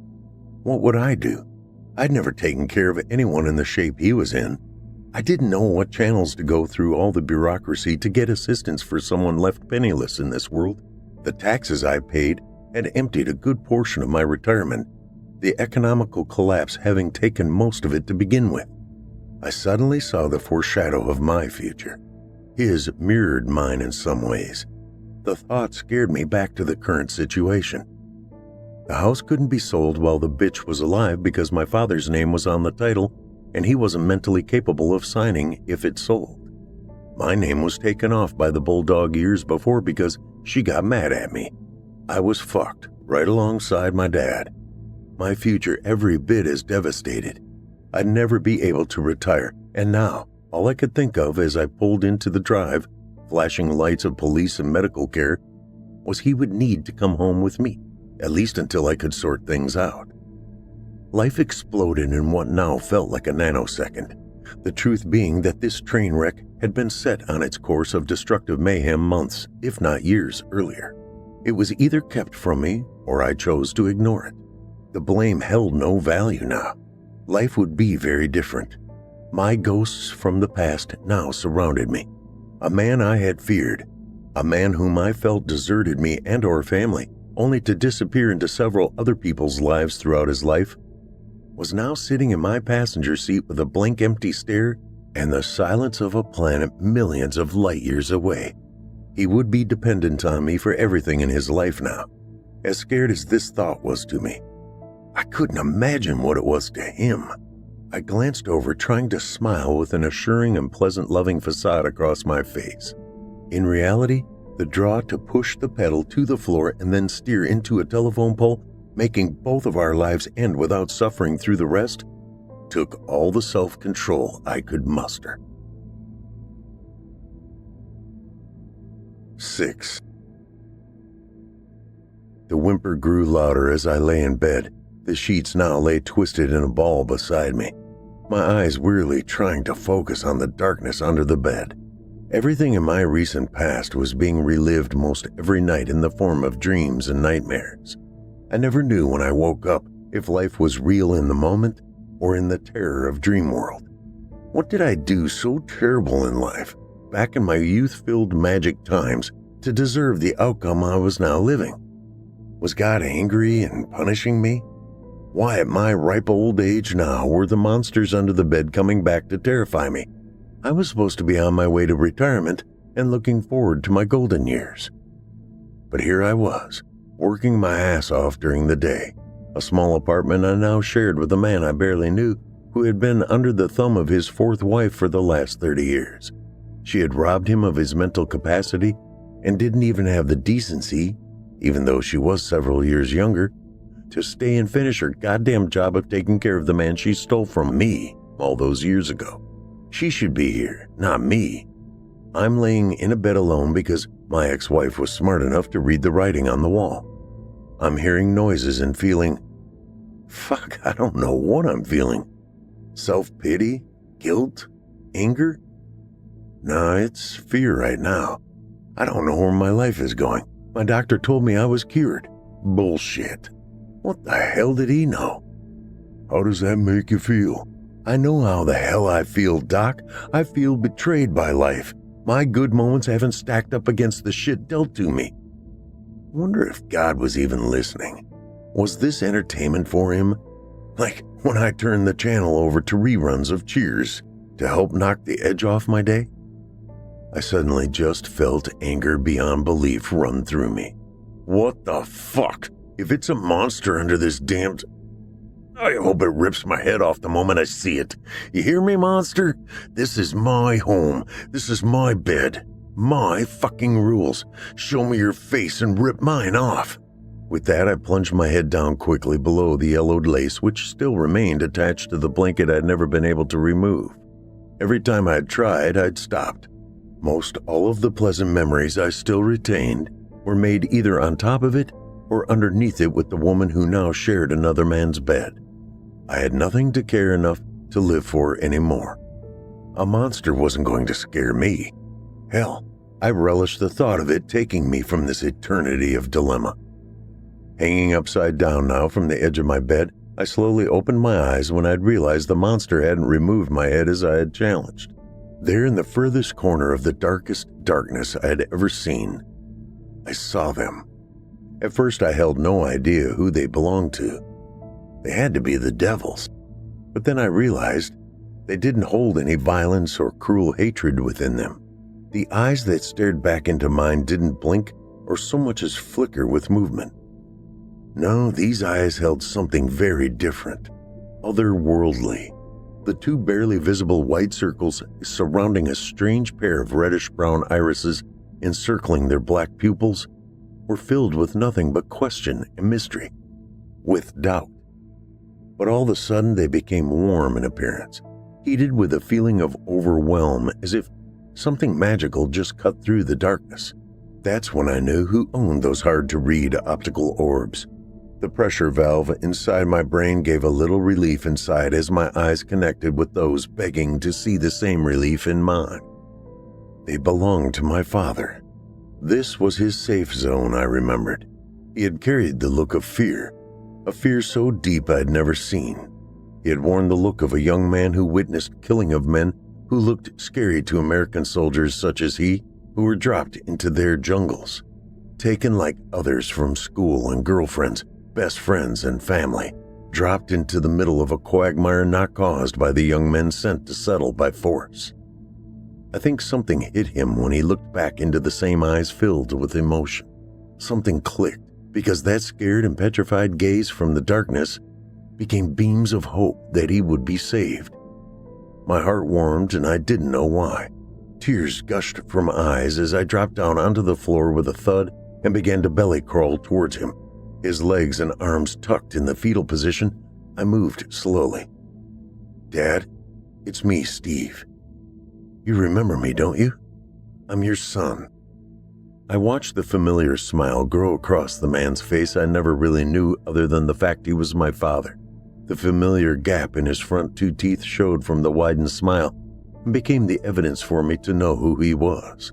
In this instant, my dad was now a man who needed me for the first time in his life. I held a choice. I could be the man who turned his back like the many times I felt that way about what he had done. Or I could be his savior. I could crawl deeper under the bed and hold him in comfort. The comfort I knew he longed for. I've been a believer of faith my entire life. My dad was at one time, early in his life, a Methodist preacher. He left the ministry for the larger portion of his life. He left me for most of his life too. At least that's the way it felt.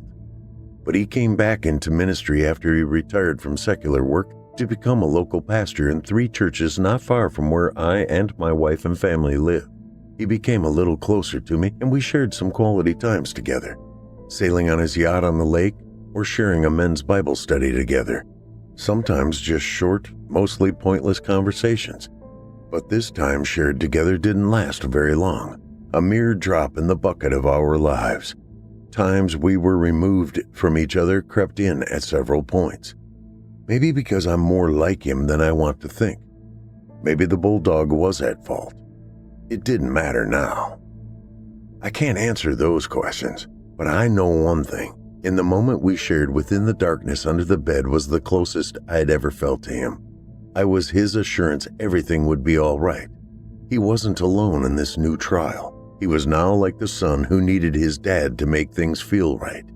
We laid under the bed arm in arm for several hours before I could convince him to crawl out and into the light once again, to face the challenges set before us. We had tackled them together. I'm 78 now. I've had some difficult times, but I've enjoyed great ones too. My father has been gone now for almost 17 years. At times, it's felt fast, yet at other times it feels like quicksand holding me at a deathly slow pace. Doc Charlie once again helped me out after I lost my dad. I guess he ended up knowing more than that one stupid question every shrink always pops off. How does that make you feel?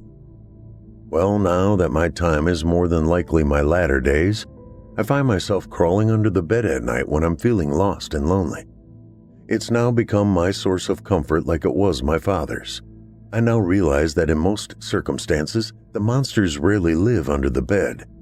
It's just the noises from memories past that rattle in the dark and haunt us from circumstance or choices we sometimes land in. Embrace them and meet them head on. That's when instead of scary creatures or devils, you'll find comfort in the dark shadows under the bed. I know I do. 5 years to the day, Steve's son Jake found his father passed away in the apartment he had lived since his divorce.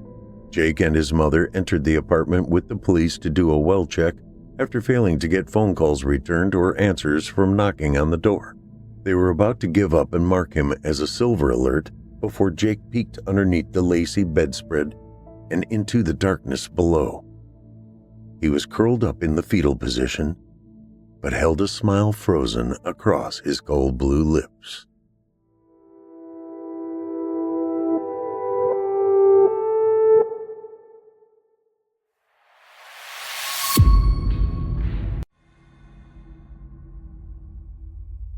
The way in was almost nothing like we remembered. Miles off the main road, and Gina and me with only one half-decent sense of direction between us. "Do you need us to draw you a map?" our parents had asked, hers and mine both, once at the funeral home, and again over the continental breakfast at the motel. "No, no, no," we told them. Of course we remember how to get to Grandma's. Indignant, the way adults get when their parents treat them like 9-year-olds. 3 wrong turns and 15 extra minutes of meandering later, we were in the driveway, old gravel over ancestral dirt. Gina and I looked at each other, a resurgence of some old telepathy between cousins. "Right," I said. "We never speak of this again." She insisted on driving my car, proving something, and yanked the keys from the ignition. I don't even want to talk about it now. If everything had still been just the way it used to be, maybe we would have been guided by landmarks we hadn't even realized we'd internalized, but it wasn't the same. And I don't think I was just recalling some idealized version of this upstate county that had never actually existed. I remembered the drive as a thing of excruciating boredom, an interminable landscape of fields and farmhouses, and the thing I dreaded most as a boy was finding ourselves behind a tractor, rumbling down a road too narrow for us to pass. But once we were here, it got better, because my grandfather had never been without a couple of hunting dogs, and there were more copses of trees and tracts of deep woodland than the most determined pack of kids could explore in an entire summer. Now, though, the way here, I said. It wasn't always this dismal, was it? Gina shook her head. Definitely not. I was thinking of the trailers we'd passed, and the forests of junk that had grown up around them, and it seemed like there had been a time when, if someone had a vehicle that obviously didn't run, they kept it out of sight inside a barn until it did. They didn't just set it out, like a trophy. I was thinking, too, of riding in my grandfather's car, meeting another going the opposite direction, his and the other driver's hands going up at the same moment in a friendly wave. Ask him who it was, and as often as not he wouldn't know. They all waved just the same. Bygone days, apparently. About all the greeting we'd gotten were sullen stares. We stood outside the car as if we needed to reassure ourselves that we were really here. Like that maple tree next to the driveway, whose scarlet-leafed shade we parked in, like our grandfather always had. It had to have grown. But then, so had I. So it no longer seemed like the beanstalk into the clouds it once was. Yet, it had to be the same tree, because hanging from the lowest limbs were a couple of old dried gourds, each hollowed out, with a hole the size of a silver dollar bored into the side. There would be a bunch more hanging around behind the house. Although they couldn't have been the same gourds, it pleased me to think of Grandma Evie doing this right up until the end. Her life measured by the generations of gourds she turned into birdhouses, one of many scales of time. How long since we've been here, Gina? Oh, gotta be 4 or 5 gourds ago at least. Really? That long? Yeah. Shame on us. It was the same old clapboard farmhouse. White. Always white. Always peeling. I'd never seen it freshly painted, but never peeled all the way down to naked weathered wood either. And you had to wonder if the paint didn't somehow peel straight from the can. We let ourselves into the side door off the kitchen. I could hardly remember ever using the front door. and it was like stepping into a time capsule. Everything preserved, even the smell. A complex blend of morning coffee and delicately fried foods. We stopped in the living room by her chair, the last place she'd ever sat. The chair was so thoroughly our grandmother's that, even as kids, we'd felt wrong about sitting in it, although she'd never chased us out. It was old beyond reckoning as upholstered chairs went, the cushions flattened by decades of gentle pressure, with armrests as wide as cutting boards. She'd done her sewing there, threaded needles always stuck along the edge. "If you have to die, and don't we all," Gina said, "that's the way to do it." Her chair was by the window, with a view of her nearest neighbor, who'd been the one to find her. She'd been reading, apparently. Her book lay closed on one armrest, her glasses folded and resting atop it, and she was just sitting there, her head drooping but otherwise still upright. The neighbor, Mrs. Tepovich, had thought she was asleep. "It's like she decided it was time," I said. "Huh, you know, she waited until she'd finished her book, then decided it was time. It must have been a damn good book. I mean, if she decided nothing else was ever going to top it." Totally deadpan.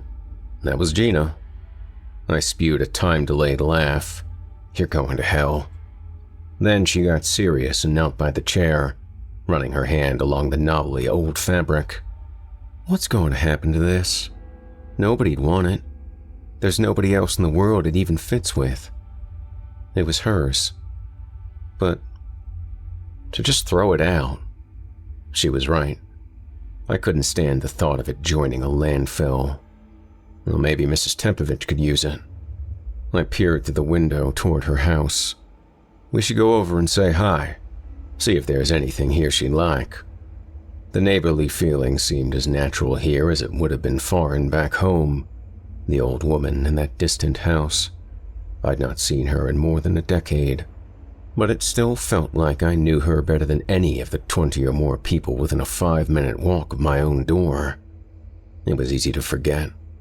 Really, Gina and I were just one generation out of this place, and whether directly or indirectly, it had to have left things buried in us that we didn't even suspect. If the road were a city block, we would have started at one end, and Mrs. Tepovich would have been nearly at the other. We tramped along wherever walking was easiest, a good part of it over ground that gave no hint of having been a strawberry field once, where people came from miles around to pick by the quart. But Mrs. Tepovich, at least, hadn't changed, or not noticeably so.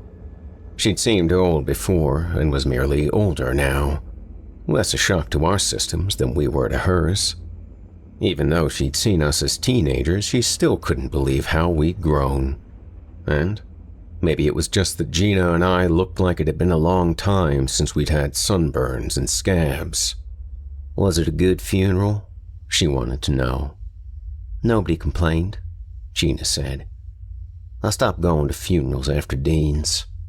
Her husband. My best memory of him was from when the strawberries came in red and ripe, and his inhuman patience as he smoked roll-your-own cigarettes and hand-cranked a shiny cylinder of homemade ice cream in a bath of rock salt and ice. The more we pleaded, the slyer he grinned, and the slower he cranked. I got one more funeral left in me, Mrs. Tepovich said, and that's the one they'll have to drag me to.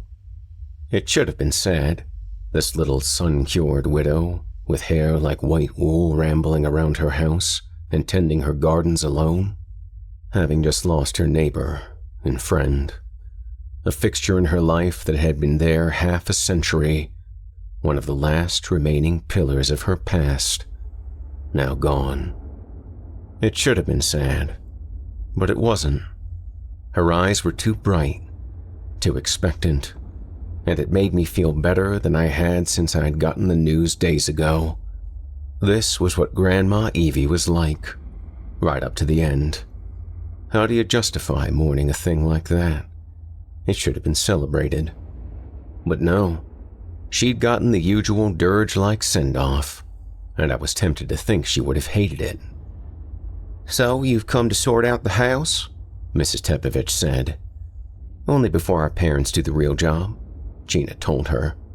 "They said if there was anything of Grandma's that we wanted, now would be the time to pick it out." "So we're here for a long weekend," I said. "Just you two? None of the others?" "More cousins," she meant. Altogether, we numbered 9. 10 once, but now 9. And no, none of the others would be coming. Although my cousin Lindsay hadn't been shy about asking me to send her a cell phone video of a walkthrough so she could see if there was anything she wanted. I was already planning on telling her sorry I couldn't get a signal up here. "Well, you were her favorites, you know." Mrs. Tepovich got still, her eyes mired in a mass of crinkles, going far away. "And Shay," she added softly. "Shay should have been here. She wouldn't have missed it." Gina and I nodded. She was right, on both counts. There were a lot of places my sister should have been over the past 8 years, instead of wherever. Shay should have been a lot of places, been a lot of things, instead of a riddle and a wound that had never quite healed. "We were wondering," Gina went on, "if there was anything from over there that you would like? Some of that winter squash from her garden would be nice, if it's ready to pick. She always did grow the best delicata, and you've got to eat that up quick because it doesn't keep as long as the other kinds." We were looking at each other on 2 different wavelengths. "Well, it doesn't," she said. "Skin's too thin." "Of course you're welcome to anything from the garden that you want," Gina said. "But that's not exactly what we meant. We thought you might like to have something from inside the house." "Like her chair," I said, pretending to be helpful. "Would you want her chair?" Had Mrs. Tepish bitten into the tartest lemon ever grown, she still wouldn't have made a more sour face. "That old eyesore? What would I need with that?" She gave her head a stern shake. "No, take that thing out back and burn it, is what you should do. I got eyesores of my own. I don't need to take on anyone else's." We stayed a while longer, and it was hard to leave. Harder for us than for her. She was fine with our going, unlike so many people her age I'd been around, who did everything but grab your ankle to keep you a few more minutes. I guess that's the way it was in a place where there was always something more that needed to be done. Just this, on our way out the door. "I don't know if you've got anything else planned while you're here," she said, and seemed to be directing this at me. "But don't you go poking your noses anywhere much off the roads. Those meth people have made such a dump of the place. I hear they do not mess around." Evening came on differently out here than it did at home, seeming to rise up from the ground and spill from the woods and overflow the ditches that ran alongside the road. I'd forgotten this. Forgotten, too, how night seemed to spread outward from the chicken coop and creep from behind the barn and pool in the hog wallow and gather inside the low, tin-roofed shack that had sheltered the pigs and, miraculously, was still standing after years of disuse. Night was always present here, it seemed. It just hid for a while, and then slipped its leash again. I never remembered when it hadn't felt better being next to somebody when night came on. We watched it from the porch, plates in our laps as we ate a supper thrown together from garden pickings and surviving leftovers from the fridge. When she got to it, finally, Gina started in gently. "What Mrs. Topovich said about having anything else planned this weekend." Meaning Shay. She couldn't have been talking about anything else. She wasn't on to something there, was she? That's not on your mind, is it, Dylan? "I can't come up here and not have it on my mind," I said. "But doing something No. What's there to do that wouldn't be one kind of mistake or another? Not that it wasn't tempting in concept.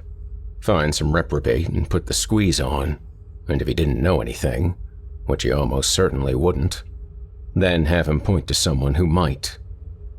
Good, she said, then sat with it long enough to get angry. We'd never lost the anger, because it had never had a definite target. But if you did, you could handle yourself all right. It's what you do every day, isn't it? Yeah, with strength and numbers, and snipers in the towers when the cons are out in the yard. She looked across at me and smiled, this tight, sad smile. Childhood dimples replaced by curved lines.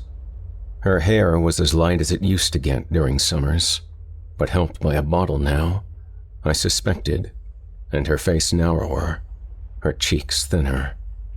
When they were plump, Gina was the first girl I ever kissed, in that fumbling way of cousins ignorant of what comes next. There was no innocence in her look now, though, like she wished it were a more lawless world. Just this once, so I could put together a private army and come back up here and we'd sweep through from one side of the county to the other until we finally got to the bottom of it. Shay was one of the ones you see headlines about.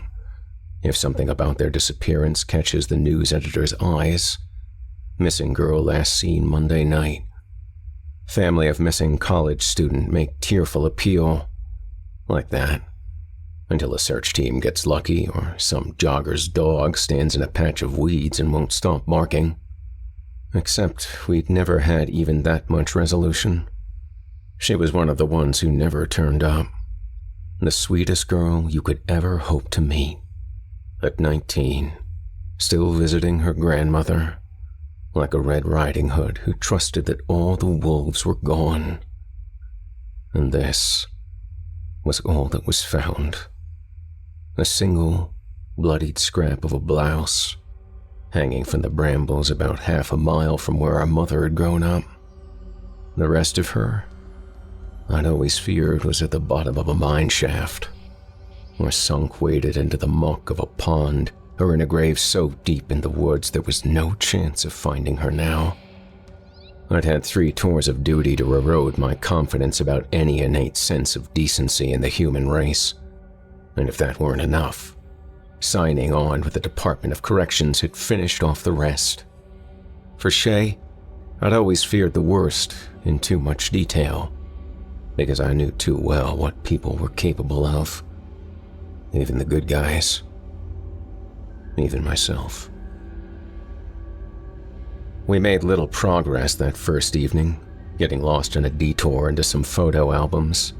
Then, after an animated phone conversation with her pair of grade schoolers, Gina went to bed early. But I stayed up with the night, listening to it a while from Grandma Evie's chair, until listening wasn't enough, and I had to go outside to join it. There was no cable TV out this far, and Grandma hadn't cared enough about it for a satellite dish, so she'd made do with an ancient antenna grafted to one side of the house. The rotor had always groaned in the wind, like a weather vane denied its true purpose, the sound carrying down into the house, a ghostly grinding, while you tried to fall asleep on breezy nights. Now, I used it as a ladder, scaling it onto the roof and climbing the shingles to straddle the peak. Now and again I'd see a light in the distance, the September wind parting the trees long enough to see the porch bulb of a distant neighbor, a streak of headlights on one of the farther roads. But the blackest nights I'd ever known were out here, alone with the moon and the scattershot field of stars. So I listened, and I opened. The memory had never left, among the clearest from those days of long summer visits. 2 weeks, 3 weeks, a month. We would sleep 4 and 5 to a room when my cousins and sisters and I were all here at once, and Grandma would settle us in and tell us bedtime stories, sometimes about animals, sometimes about Indians, sometimes about boys and girls like ourselves. I don't remember any of them. But there was one she returned to every now and then, and that one stuck with me. The rest were just stories, made up on the spot or reworked versions of tales she already knew, and there was nothing lingering about them. I knew that animals didn't talk. The good Indians were too foreign to me to really identify with, and I wasn't afraid the bad ones would come to get us. And as for the normal boys and girls, well, what of them when we had real adventures of our own, every day? The stories about the woodwalker, though, those were different. That's just my name for it. My grandmother's name for it, she admitted to us. It's so big and old, it's got no name. Like rain. The rain doesn't know it's rain. It just falls. It was always on the move, she told us, from one side of the county to the other. It never slept, but sometimes it settled down in the woods or the fields to rest. It could be vast, she told us, tall enough that clouds sometimes got tangled in its hair. When you saw clouds skimming along so quickly you could track their progress, that's when you knew. But it could be small too, small enough to curl inside an acorn if the acorn needed reminding of how to grow. You wouldn't see it even if you looked for it every day for 1,000 years, she promised us. But there were times you could see evidence of it passing by, like during a dry spell when the dust rose up from the fields. That was the woodwalker breathing it in, seeing if it was dry enough yet to send for some rain. And in the woods too, its true home, when the trees seemed to be swaying opposite the direction the wind was blowing. You couldn't see it, no, but you could feel it, down deep, brushing the edges of your soul. Hardly ever during the day, not because it wasn't there, but because if you were the right sort of person, you were too busy while the sun was up, too busy working or learning or visiting, or too busy playing and wilding and having fun. But at night, though, that was different. Nights were when a body slowed down. Nights were for noticing the rest. What's the woodwalker do? We'd ask. What's it for? It loves most of what grows and hates waste. And I guess you could say it pays us back, she'd tell us. And make sure we don't get forgetful and too full of ourselves. What happens then if you do? Somebody always wanted to know that. Awful things, she'd say. Awful, awful things. Which wasn't enough, because we begged to know more. But she'd say we were too young to hear about them, and promised to tell us when we were older. But she never did. You're just talking about God, right? One of my cousins said once. Aren't you? But Grandma never answered that either, at least not in any way we would have understood at the time. I still remember the look, though. Not quite a no, definitely not a yes, and the wisdom to know that we'd either understand on our own someday, or never have to. I saw the woodwalker once, Shay piped up, quiet and awestruck. One weekend last fall, he was looking at 2 dead deer. None of us believed her, because we believed in hunters a lot more than we believed in anything called the woodwalker. But, little as she was, Shay wouldn't back down. Hunters, she argued, didn't stand deer on their feet again and send them on their way. I'd never forget that. And so, as the night blustered on the wings of bats and barred owls, I listened and watched and took another tiny step toward believing. Anytime, I whispered to whatever might speak up or show itself. Anytime. The milk had gone bad and the bacon with it, and we needed a few other things to get us through the weekend, so the next morning I volunteered to make the run back to the store near the turnoff on the main road. I decided to take the long way, setting off in the opposite direction, because it had been years and I wanted to see more of the county. And even if I made more wrong turns than right, there were worse things than getting lost on a September Saturday morning. Mile after mile, I drove past many worse things. You can't remember such a place from before it got this way. Can't remember the people who'd proudly called it home, without wondering what they would think of it now. Would they have let their homes fall to ruin with such helpless apathy? Would they have sat back and watched the fields fill with weeds? Would they have ridden 2 wheels, 3 wheels, 4, until they had ripped the low hills full of gouges and scars? Not the people I remembered. It made me feel old, not in the body but in the heart. Old in a way you always say you never want to be. It was the kind of old that in a city yells at kids to get off the lawn. But here, it went past annoyance and plunged into disdain. Here they'd done real harm. They trampled on memories and tradition, souring so much of what I decided had been good about the place. And one of them, I could never forget, had snatched my sister from the face of the earth. Who were the people who lived here now? I wondered. They couldn't all have come from somewhere else.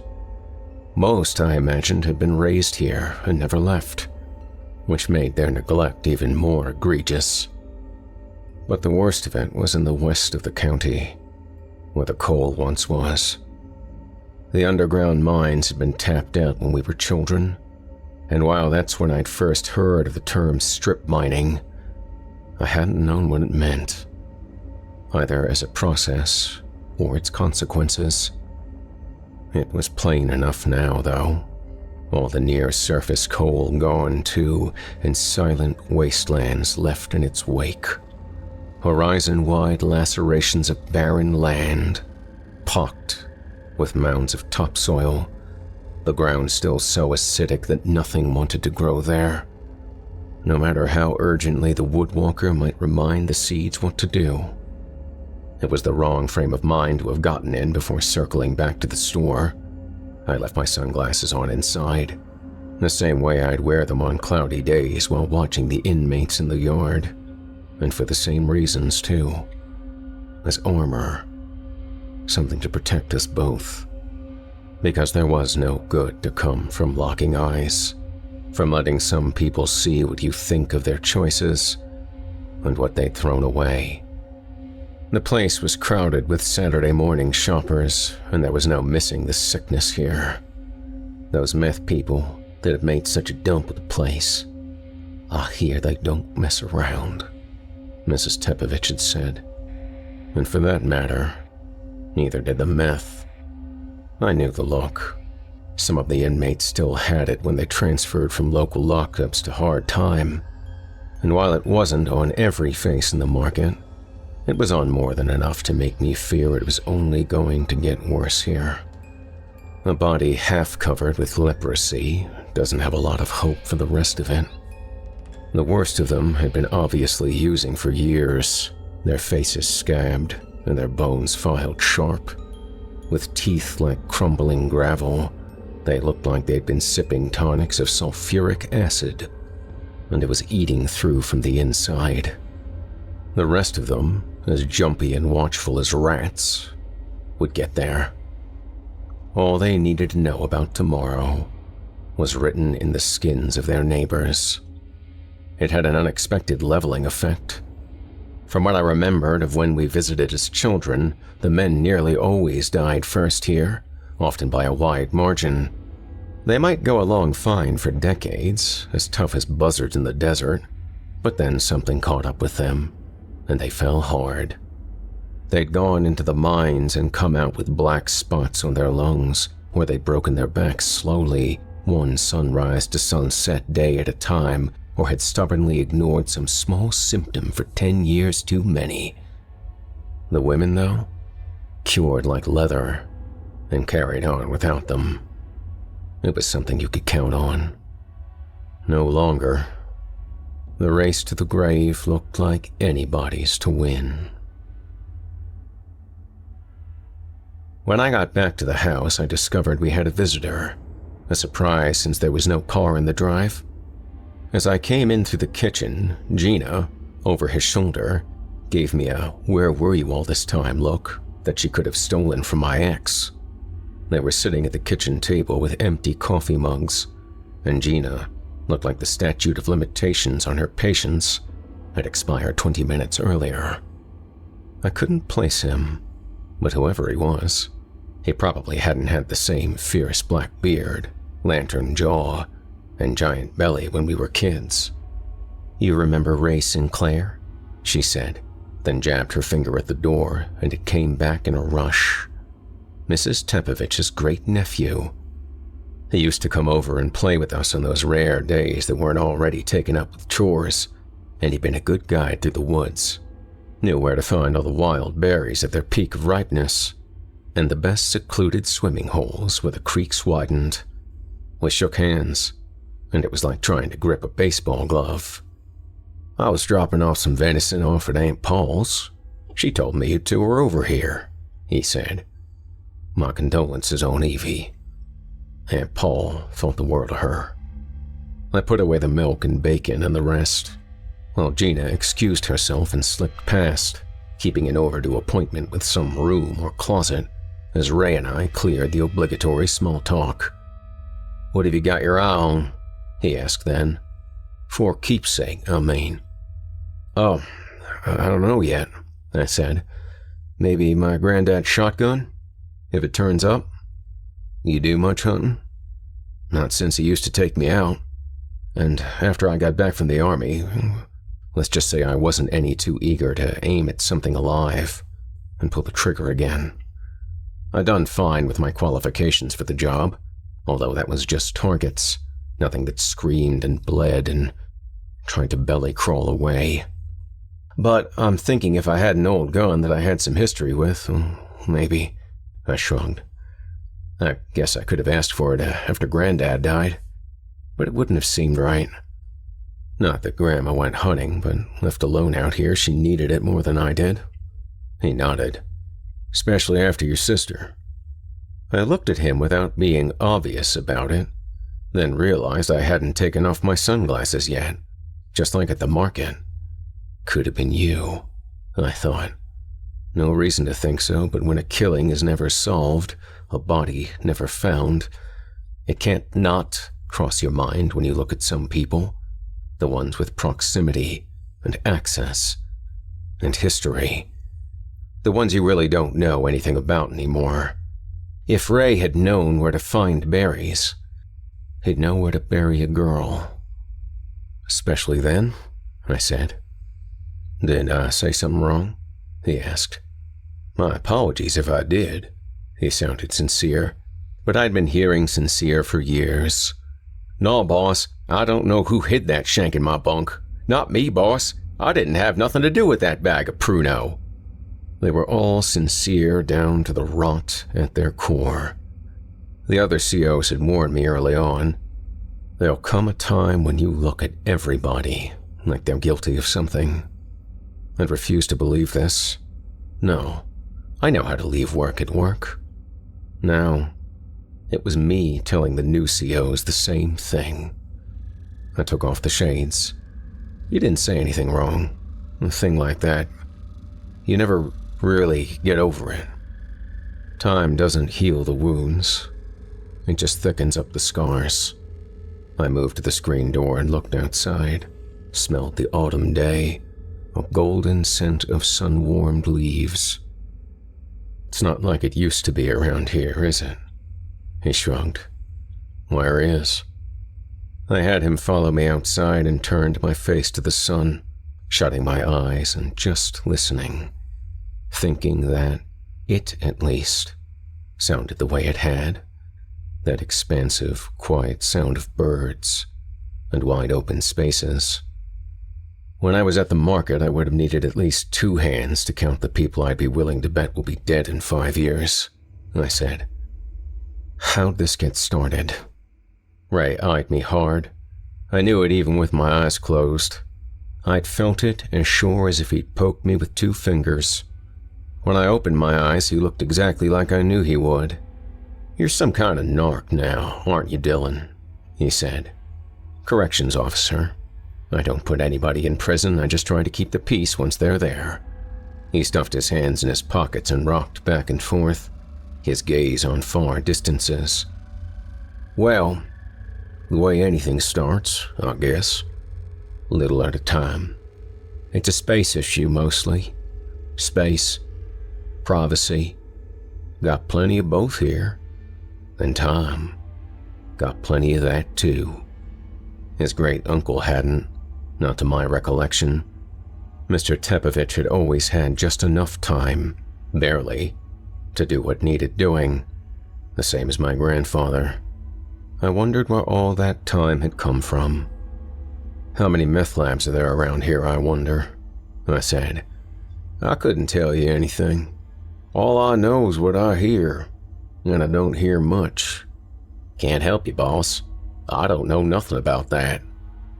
But if you were to get lucky and ask the right person, Ray went on, I expect he might tell you something like it was the only thing he was ever good at, the only thing that ever worked out for him.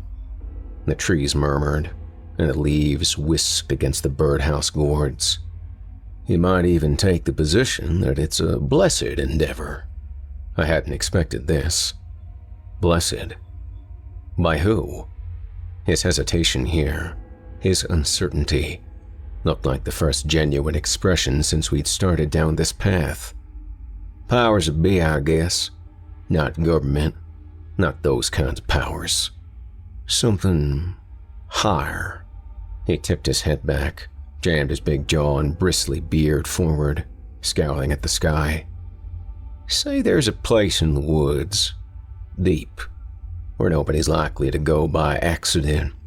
Not big, but not well hid either. Now, say there's a team from the sheriff's department taking themselves a hike, 15, 20 feet away, and they don't see it. Now, say the same thing happens with a group of fellas got on jackets that say DEA. They all just walk on by, like nothing's there. He was after something, but I wasn't sure what. Maybe Ray didn't know either. They say if you stick around a prison long enough, you'll see some strange things that are almost impossible to explain. And if I hadn't, I'd heard some stories. Maybe Ray had heard that as well, and was looking for... what? Someone who understood? I don't know what else you'd call that, he said, other than blessed. For a man who doesn't hear much, you have some surprising insights. His gaze returned to earth, and the mask went back on. Maybe I keep my ear to the ground a little more than I let on. He began to sidle away toward his aunts. You take care, Dylan. Again, I'm sorry about Evie. Hey, Ray. Silly question, but I said. Your Aunt Polly, your own grandma, your mom, anybody. When you were a kid, did any of them ever tell you stories about something called the Woodwalker? He shook his head. Nope. Seen my fair share of woodpeckers, though. He got a few more steps away before he stopped again, something seeming to rise up that he hadn't thought of in 20 years. Now that you mention it, I remember one from Aunt Paul about what she called old hickory bones. Didn't make a lot of sense. Tall as the clouds, small as a nut. That sort of nonsense. You know old women and their stories. Right. He looked like he was piecing together memories from fragments. Part that scared us most, she'd swear up and down it was true, from when she was a girl. That there was this crew of moonshiners got liquored up on their own supply and let the still fire get out of hand. Burned a few acres of woods and some crops. A couple of homes with it. Her story went that they were found in a row with their arms and legs all smashed up and run through with hickory sticks. Like scarecrows, kinda. And that's how old Hickory Bones got his name. I always thought she just meant to scare us into making sure we didn't forget about our chores. That would do it for me, I said. He laughed. Those cows didn't have to wait on me for very many morning milkings. I'll tell you what. He turned serious, one big hand scrubbing at his beard. Why do you come to ask about a thing like that? I gestured at the house. You know how it is going through a place this way? Everything you turn over, there's another memory crawling out from underneath it. Later, I kept going back to what I'd said when Gina and I had first walked in and looked at Grandma's chair, that it seemed like she'd finished her book and set it aside and peacefully resolved it was a good day to die. It's the kind of invention that gives you comfort. But maybe she really had. She kept up on us, her children and grandchildren, even though we were scattered far and wide. She knew I had a vacation coming up, knew that it overlapped with Gina's, and we were her favorites. Even Mrs. Tempovich knew that. So I'm tempted to think Grandma trusted that, with the right timing, Gina and I would be the first to go through the house. She couldn't have wanted my mother to do it. Couldn't have wanted my father to be the first up in the attic. Some things are too cruel, no matter how much love underlies them. Maybe she thought we would be more likely to understand and accept, because we were her favorites. And even though my mother had grown up here, and my aunts and uncles too, they were so much longer out of the woods than we, her grandchildren, were. It broke the agreeable calm of Saturday afternoon, Gina and I in different parts of the house. I was in the pantry looking through last season's preserves and had discovered an ancient mason jar full of coins when a warbling cry drifted down. I thought she'd come across a dead raccoon, a nest of dried-out squirrels, the kind of things that sometimes turn up in country attics. But when Gina came and got me, her face was pale, and her voice had been reduced to such a small thing, I could barely hear it. "Shay," she was saying, or trying to. "Shay," over and over, with effort and an unfocused look in her eyes. "Shay." I didn't believe her while climbing the folding attic ladder. Still didn't while crossing the rough, creaking boards, hunched beneath the slope of the roof in the gloom and cobwebs and a smell like a century of dust. But after 5 or 20 minutes on my knees, I believed all right, even if nothing made sense anymore. There was light, a little, coming through a few small triangular windows at the peaks, and there was air, slatted vents at either end allowing some circulation. And there was my sister's body, on a cot between a battered steamer trunk and a stack of cardboard boxes, covered by a sheet that had been drawn down as far as her chest. The sheet wasn't dusty or discolored.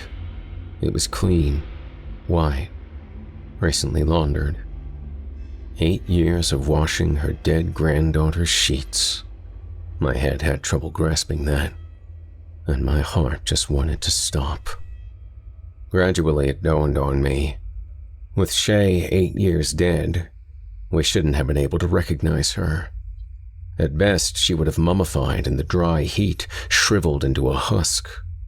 At worst, all that was left would be scraps and bones and the strawberry blonde silk of her hair. Instead, the most I could say was that she looked very, very thin. And when I touched her cheek, her skin was smooth and stiff, but pliable, like freshly worked clay. I touched her cheek and almost expected her eyes to open. She'd been 19 then, was 19 now. She'd spent the last 8 years being 19. 19 and dead. Only not decayed. She lay on a blanket in a bed of herbs.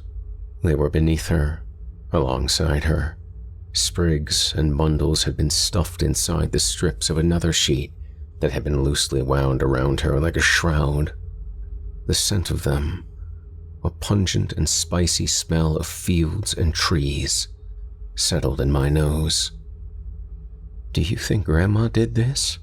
Gina was behind me, pressing close. "Not this, that's obvious, but killed her, I mean? Not on purpose, but by accident. And she just couldn't face the rest of us?" Right now, I don't know what to think. I shoved some junk out of the way to let more light at her. Her skin was white as a china plate, and dull, without the luster of life. Her far cheek and jaw were traced with a few pale bluish lines, like scratches that had never healed. Gently, as if it were still possible to hurt her, I turned her head from side to side, feeling her neck, the back of her skull. There were no obvious wounds, although while the skin of her neck was white as well, it was a more mottled white. "Do me a favor," I said. Check the rest of her." Gina's eyes popped. "Me? Why me? You're the hard-ass prison guard." It was then I knew everything was real. Because when tragedy is real, silly things cross your mind at the wrong times. "Correction officer," I wanted to tell her. We don't like the G word. "She's my sister.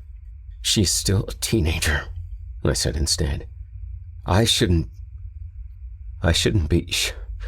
She wouldn't want me to." Gina moved in, and I moved aside and turned my back, listening to the rustle of cotton sheets and the crackle of dried herbs. My gaze roved and I spotted mousetraps. One set, one sprung, and if there were two, there were probably others. Grandma had done this too. Set traps to keep the field mice away from her. "She's... Gina's voice was shaky. "Her back, her bottom, backs of her legs, it's all purple-black. That's where the blood pooled. That's normal. At least it didn't seem like she bled to death. That's the only normal thing about this. What am I looking for, Dylan? Injuries, wounds. Is it obvious how she was hurt? There's a pretty deep gash across her hip bone, and her legs are all scratched up, and her belly, there are these lines across it like, I don't know, rope burns maybe?"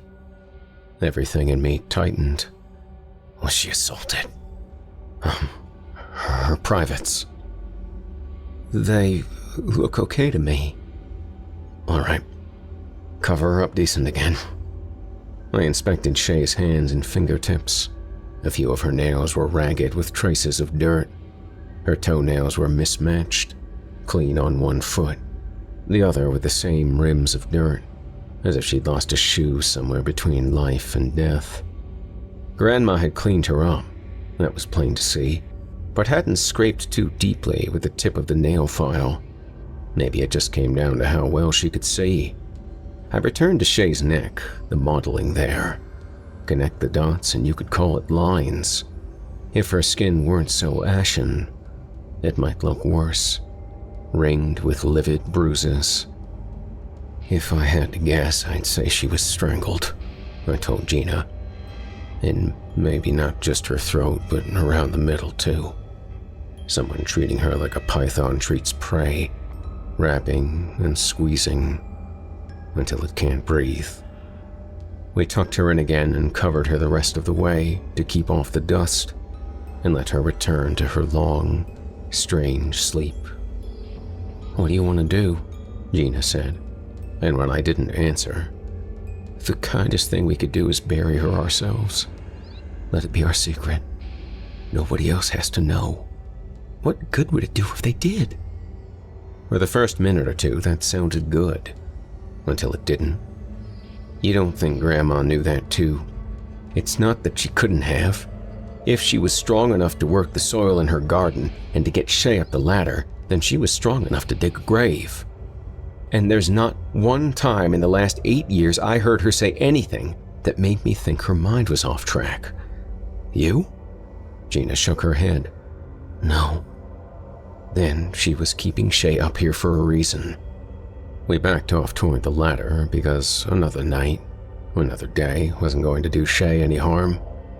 And that's when we found the envelope that Gina must have sent flying when she first drew back the sheet. How you react to what I got to say depends on who's done the finding, our Grandma Evie had written. I have my hopes for who it is, and if it hasn't gone that way, I won't insult the rest by spelling it out. But I think you know who you are. First off, I know how this looks. But how things look and how things are don't always match up. Know this much to be true. It wasn't any man or woman that took Shay's life. The easiest thing would have been to turn her over and let folks think so, and see her buried and maybe see some local boys brought up on charges because the sheriff decides he's got to put it on somebody. I won't let that happen. There's plenty to pay for around here, and maybe the place will be better off even if some of them did get sent away for something they didn't do. But I can't help put a thing like that in motion without knowing whose head it would fall on. If I was to tell you Shay was done in by what I always called the Woodwalker, maybe some of you might believe me, and most of you probably wouldn't. Believing doesn't make a thing any more or less true. It just points you towards what you have to do next. If I was to tell you you could have Shay back again, would you believe it enough to try? In the kitchen that evening, across the red oilcloth spread over the table, Gina and I argued. We argued for a long time. It comes naturally to brothers and sisters, but cousins can be pretty good at it too. We argued over what was true. We argued over what couldn't possibly be real. We weren't arguing with each other so much as with ourselves, and what fate had shoved into our faces. Mostly, though, we argued over how far is too far when it's for family. Living with this has been no easy task. What happened to Shay was not a just thing. Folks here once knew that whatever we called it, there really is something alive in the woods and fields, as old as time and only halfway to civilized, even if few were ever lucky or cursed enough to see it. We always trusted that if we did right by it, it would do right by us. But poor Shay paid for other folks' wrongs. She meant well, I know. It's no secret there's a plague here, and it's run through one side of this county to the other. So when Shay found a trailer in the woods where they cook up that poison, nothing would do but that she'd draw a map and report it. Till the day I die, I won't ever forget the one summer when all the grandchildren were here, and the night little Shay spoke up to say she'd seen the Woodwalker. I don't know why she was allowed at that age to see what most folks never do in a lifetime, but not once did I think she was making it up. I believed her. The only thing I can fathom is this. Once she decided to report that trailer and what was going on there, the Woodwalker knew her heart and resolved to put a stop to her intentions. I spent half of Sunday out by myself, trying to find what Shay had found, but all I had to go by was the map she'd drawn. There was no knowing how accurate it was when it was new, and like the living things they are, woods never stop changing over time. Trees grow and fall, streams divert, brambles close off paths that were once as clear as sidewalks. And whoever had put the trailer there had had 8 years to move it. What it sounded like they'd never had, though, was a reason. I had the map and a bundle of sticks across my back, and like any hunter, I had a shotgun. Not my granddad, since that one had yet to turn up, and it's just as well I went for the one in my trunk, carried out of habit for the job. But sometimes hunters come home empty-handed. At least I came back with a good idea of what else I needed before going out to try again. I don't want to say what I saw, but it was enough to know that it was no man using all those vines to drag her off toward the hog wallow, faster than I could chase after them. By the time I caught up, it had choked the life from her. It didn't do this because it wanted to protect those men for their own sakes. I think it's because it wants the plague to continue until it finishes clearing away everybody who's got it. And there's nobody left in this county but folks who will treat the place right again. These days, you'll hear how the men who've brought this plague think they're beyond the reach of the law because their hideaways can't be found. Well, I say it's only because the Woodwalker has a harsher plan than any lawman and blinds the eyes of those who come from outside to look. But Shay always did see those woods with different eyes. Remember what Grandma used to call her? Gina asked. I was ashamed I admit I didn't. Our little wood elf, she said then, maybe to make me feel better. That's not something a boy would have remembered. That's one for the girls. Maybe so, I said, and peeled the blanket open one more time to check my sister's face. I'd spent the last hours terrified that there had been some magic about our grandmother's attic, and that once she was carried back to the outside world again, the 8 years of decay Shay had eluded would find her at last. One more time. I wouldn't have known she wasn't just dreaming. Instead, the magic had come with her, or maybe the Woodwalker, spying us with the burden we'd shared through miles of woodland, knew our hearts now too, and opened the veil for our eyes to see. Either way, I'd again followed where the old map led, and this time, Shay had proven to be the key. Do you think it goes the other way? Gina asked. What do you mean? If we stood up and whoever's in there looked out, would they see us now? Or would they look straight at us and just see more trees? I really don't want to put that to the test. The trailer was small enough to hitch behind a truck, large enough for 2 or 3 people to spend a day inside without tripping over each other too badly. It sat nestled into the scooped-out hollow of a rise, painted with a fading camouflage pattern of green and brown.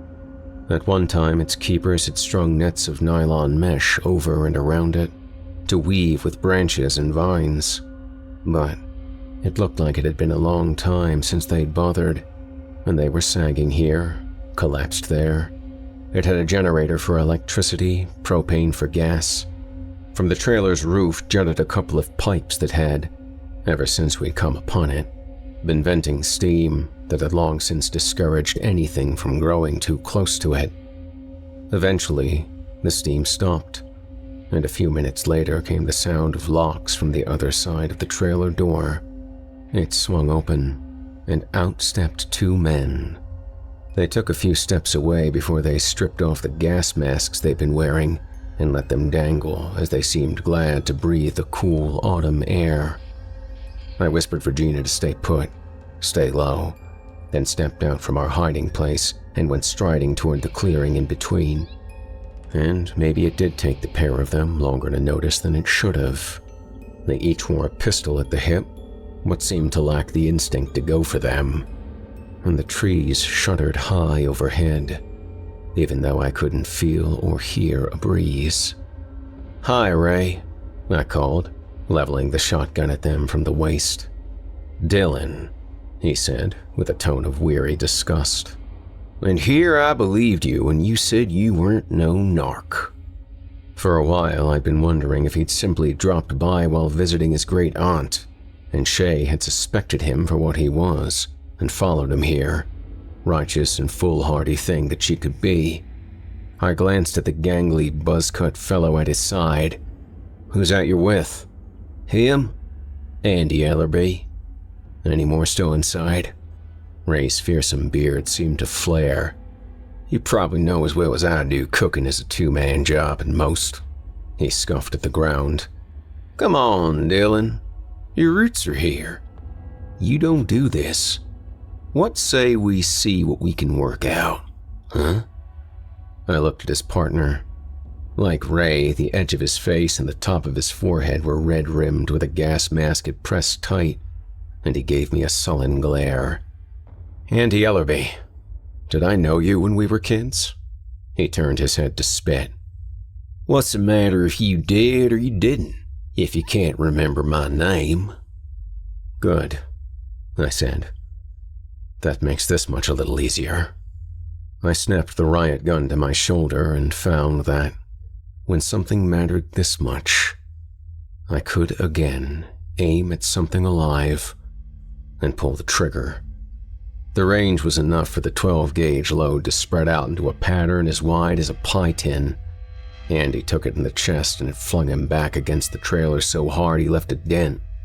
I'd loaded it with 3 more of the same, but didn't need them, so I racked the slide to eject the spent shell, then the next 3.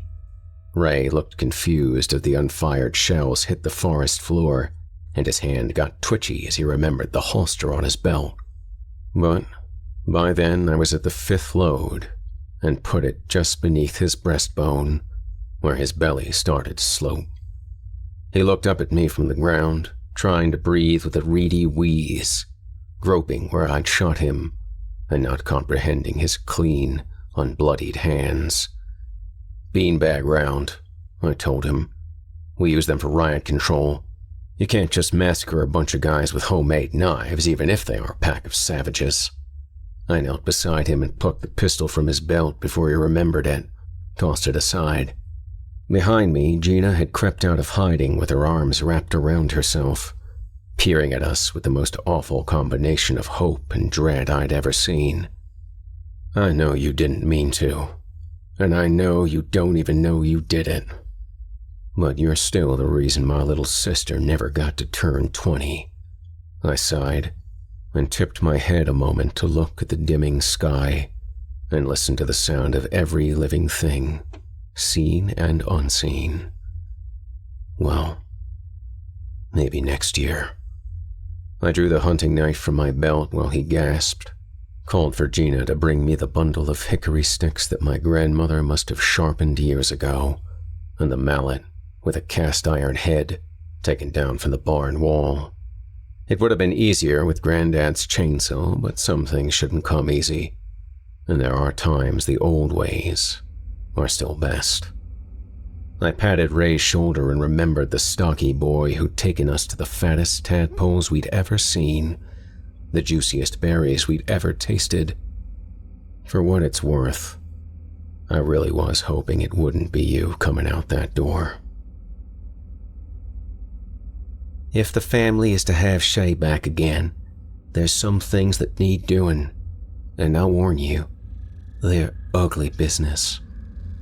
Dylan, if you're reading this, know that it was only you that I ever believed had the kind of love and fortitude in you to take care of it and not flinch from it. Whether you still had the faith in what your summers here put inside you was another matter.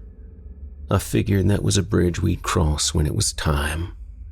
But then you came back from war, and whatever you'd seen and done there, you weren't right. And I knew it wasn't the time to ask. Somehow the time never did seem right. So, if I was to tell you that I got used to having Shay around, even as she was, maybe you can understand that. And I hope forgive me for it. It never seemed like all of her was gone. The woodwalker would have done much worse to her body, and I think it's held on to her soul. What I believe is that it didn't end her life for good, but took it to hold on to a while. Why else would the woodwalker have bothered to bring her back to the house? My sister saw the woodwalker once, so she claimed, looking at 2 dead deer, and the reason she'd known it was no hunter was because hunters don't help dead deer back to their feet and send them on their way. There's give and there's take. There is balance in everything. It was the one law none of us hide from. Even life for life sometimes. But if Shay really did see what she thought she had, I wondered what she hadn't seen. What life the woodwalker had deemed forfeit for the deers. As I went about the ugliest business of my life, I thought of the moonshiners from the tales Mrs. Tepovich had told Ray as a boy, how they burned out a stretch of woodland and fields, and the grotesque fate they'd all met. But Grandma Evie, as it turned out, had a different take on what had happened, and why the woods and crops rebounded so quickly after the fire. That story about old hickory bones your Aunt Paul told you, this was the last thing I said to Ray. It's basically true, except she was wrong about one thing. Or maybe she wanted to give you the lesson but spare you the worst. But the part about replacing the bones with hickory sticks? That's not something the woodwalker does. That's the gift. It expects us to give it. Whatever else was true and wasn't, I knew this much. Grandma Evie would never have lied about my grandfather taking part in such a grim judgment when he was a very young man, able to swing a cast-iron mallet with ease. Just as he must have done, I cut and sliced, pounded and pushed, hurrying to get it finished before the last of the golden autumn light left the sky, until what I'd made looked something like a crucified scarecrow. It glistened and dripped, and for as terrible a sight as it was, I'd still seen worse in war. When I stood back to take it in, wrapped in the enormous roar of woodland silence, I realized that my grandmother's faith in me to do such a thing wasn't entirely a compliment. Gina hadn't watched, hadn't even been able to listen, so she'd spent the time singing to Shay any song she could think of as she prepared my sister's body. She curled her among the roots of a great oak, resting on a bed of leaves and draped with a blanket of creepers and vines. How much was instruction and how much was instinct grew blurred, but it seemed right. She shivered beneath Shay's real blanket after she was done, and after I'd cleaned myself up a little inside the trailer, I held her a while as she cried for any of 100 good reasons. Then I built a fire, and we waited. You let yourself hope, but explain things away. No telling why that pile of leaves rustled, why that vine seemed to twitch. Anything could have done it. Flames flickered and shadows danced, while something watched us in the night. Something tall enough to tangle clouds in its hair, small enough to hide in an acorn, and the forest ebbed and flowed with the magnitude of its slow, contemplative breath. A hand first, or maybe it was a foot. Something moved, too deliberate, too human to explain away as anything else. 8 years since I'd heard her voice, but I recognized it instantly in the cough that came from beneath the shadows and vines. Gina and I dug and we pulled and scraped away leaves, and in the tangled heart of it all, there was life. And now only one reason to cry. Shay coughed a long time, scrambling in a panic across the forest floor, her limbs too weak to stand, her voice too weak to scream.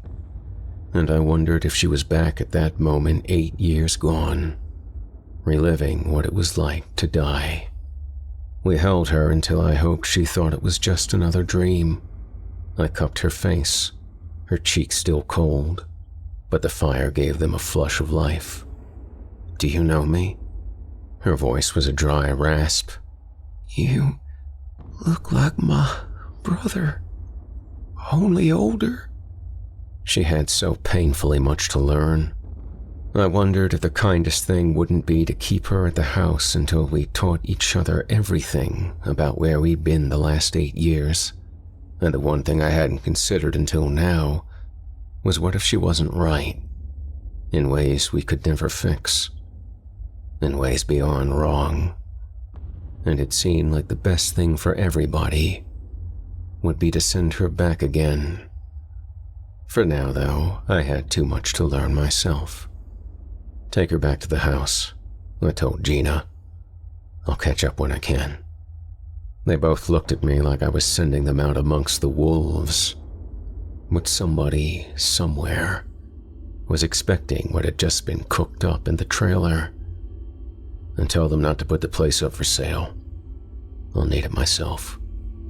It was Shay, with the wisdom of the dead, who intuited it first, with a look on her face that asked, "What did you do, Dylan?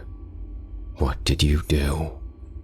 I kissed them both on their cold cheeks and turned toward the trailer before I could turn weak and renege on the harshest terms of the trade.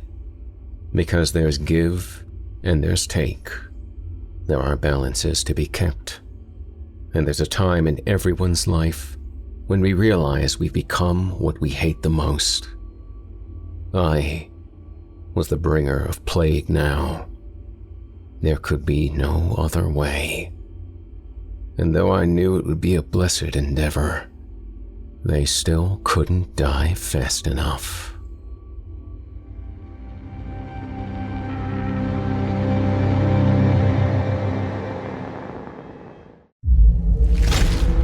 Chilling tales for dark nights.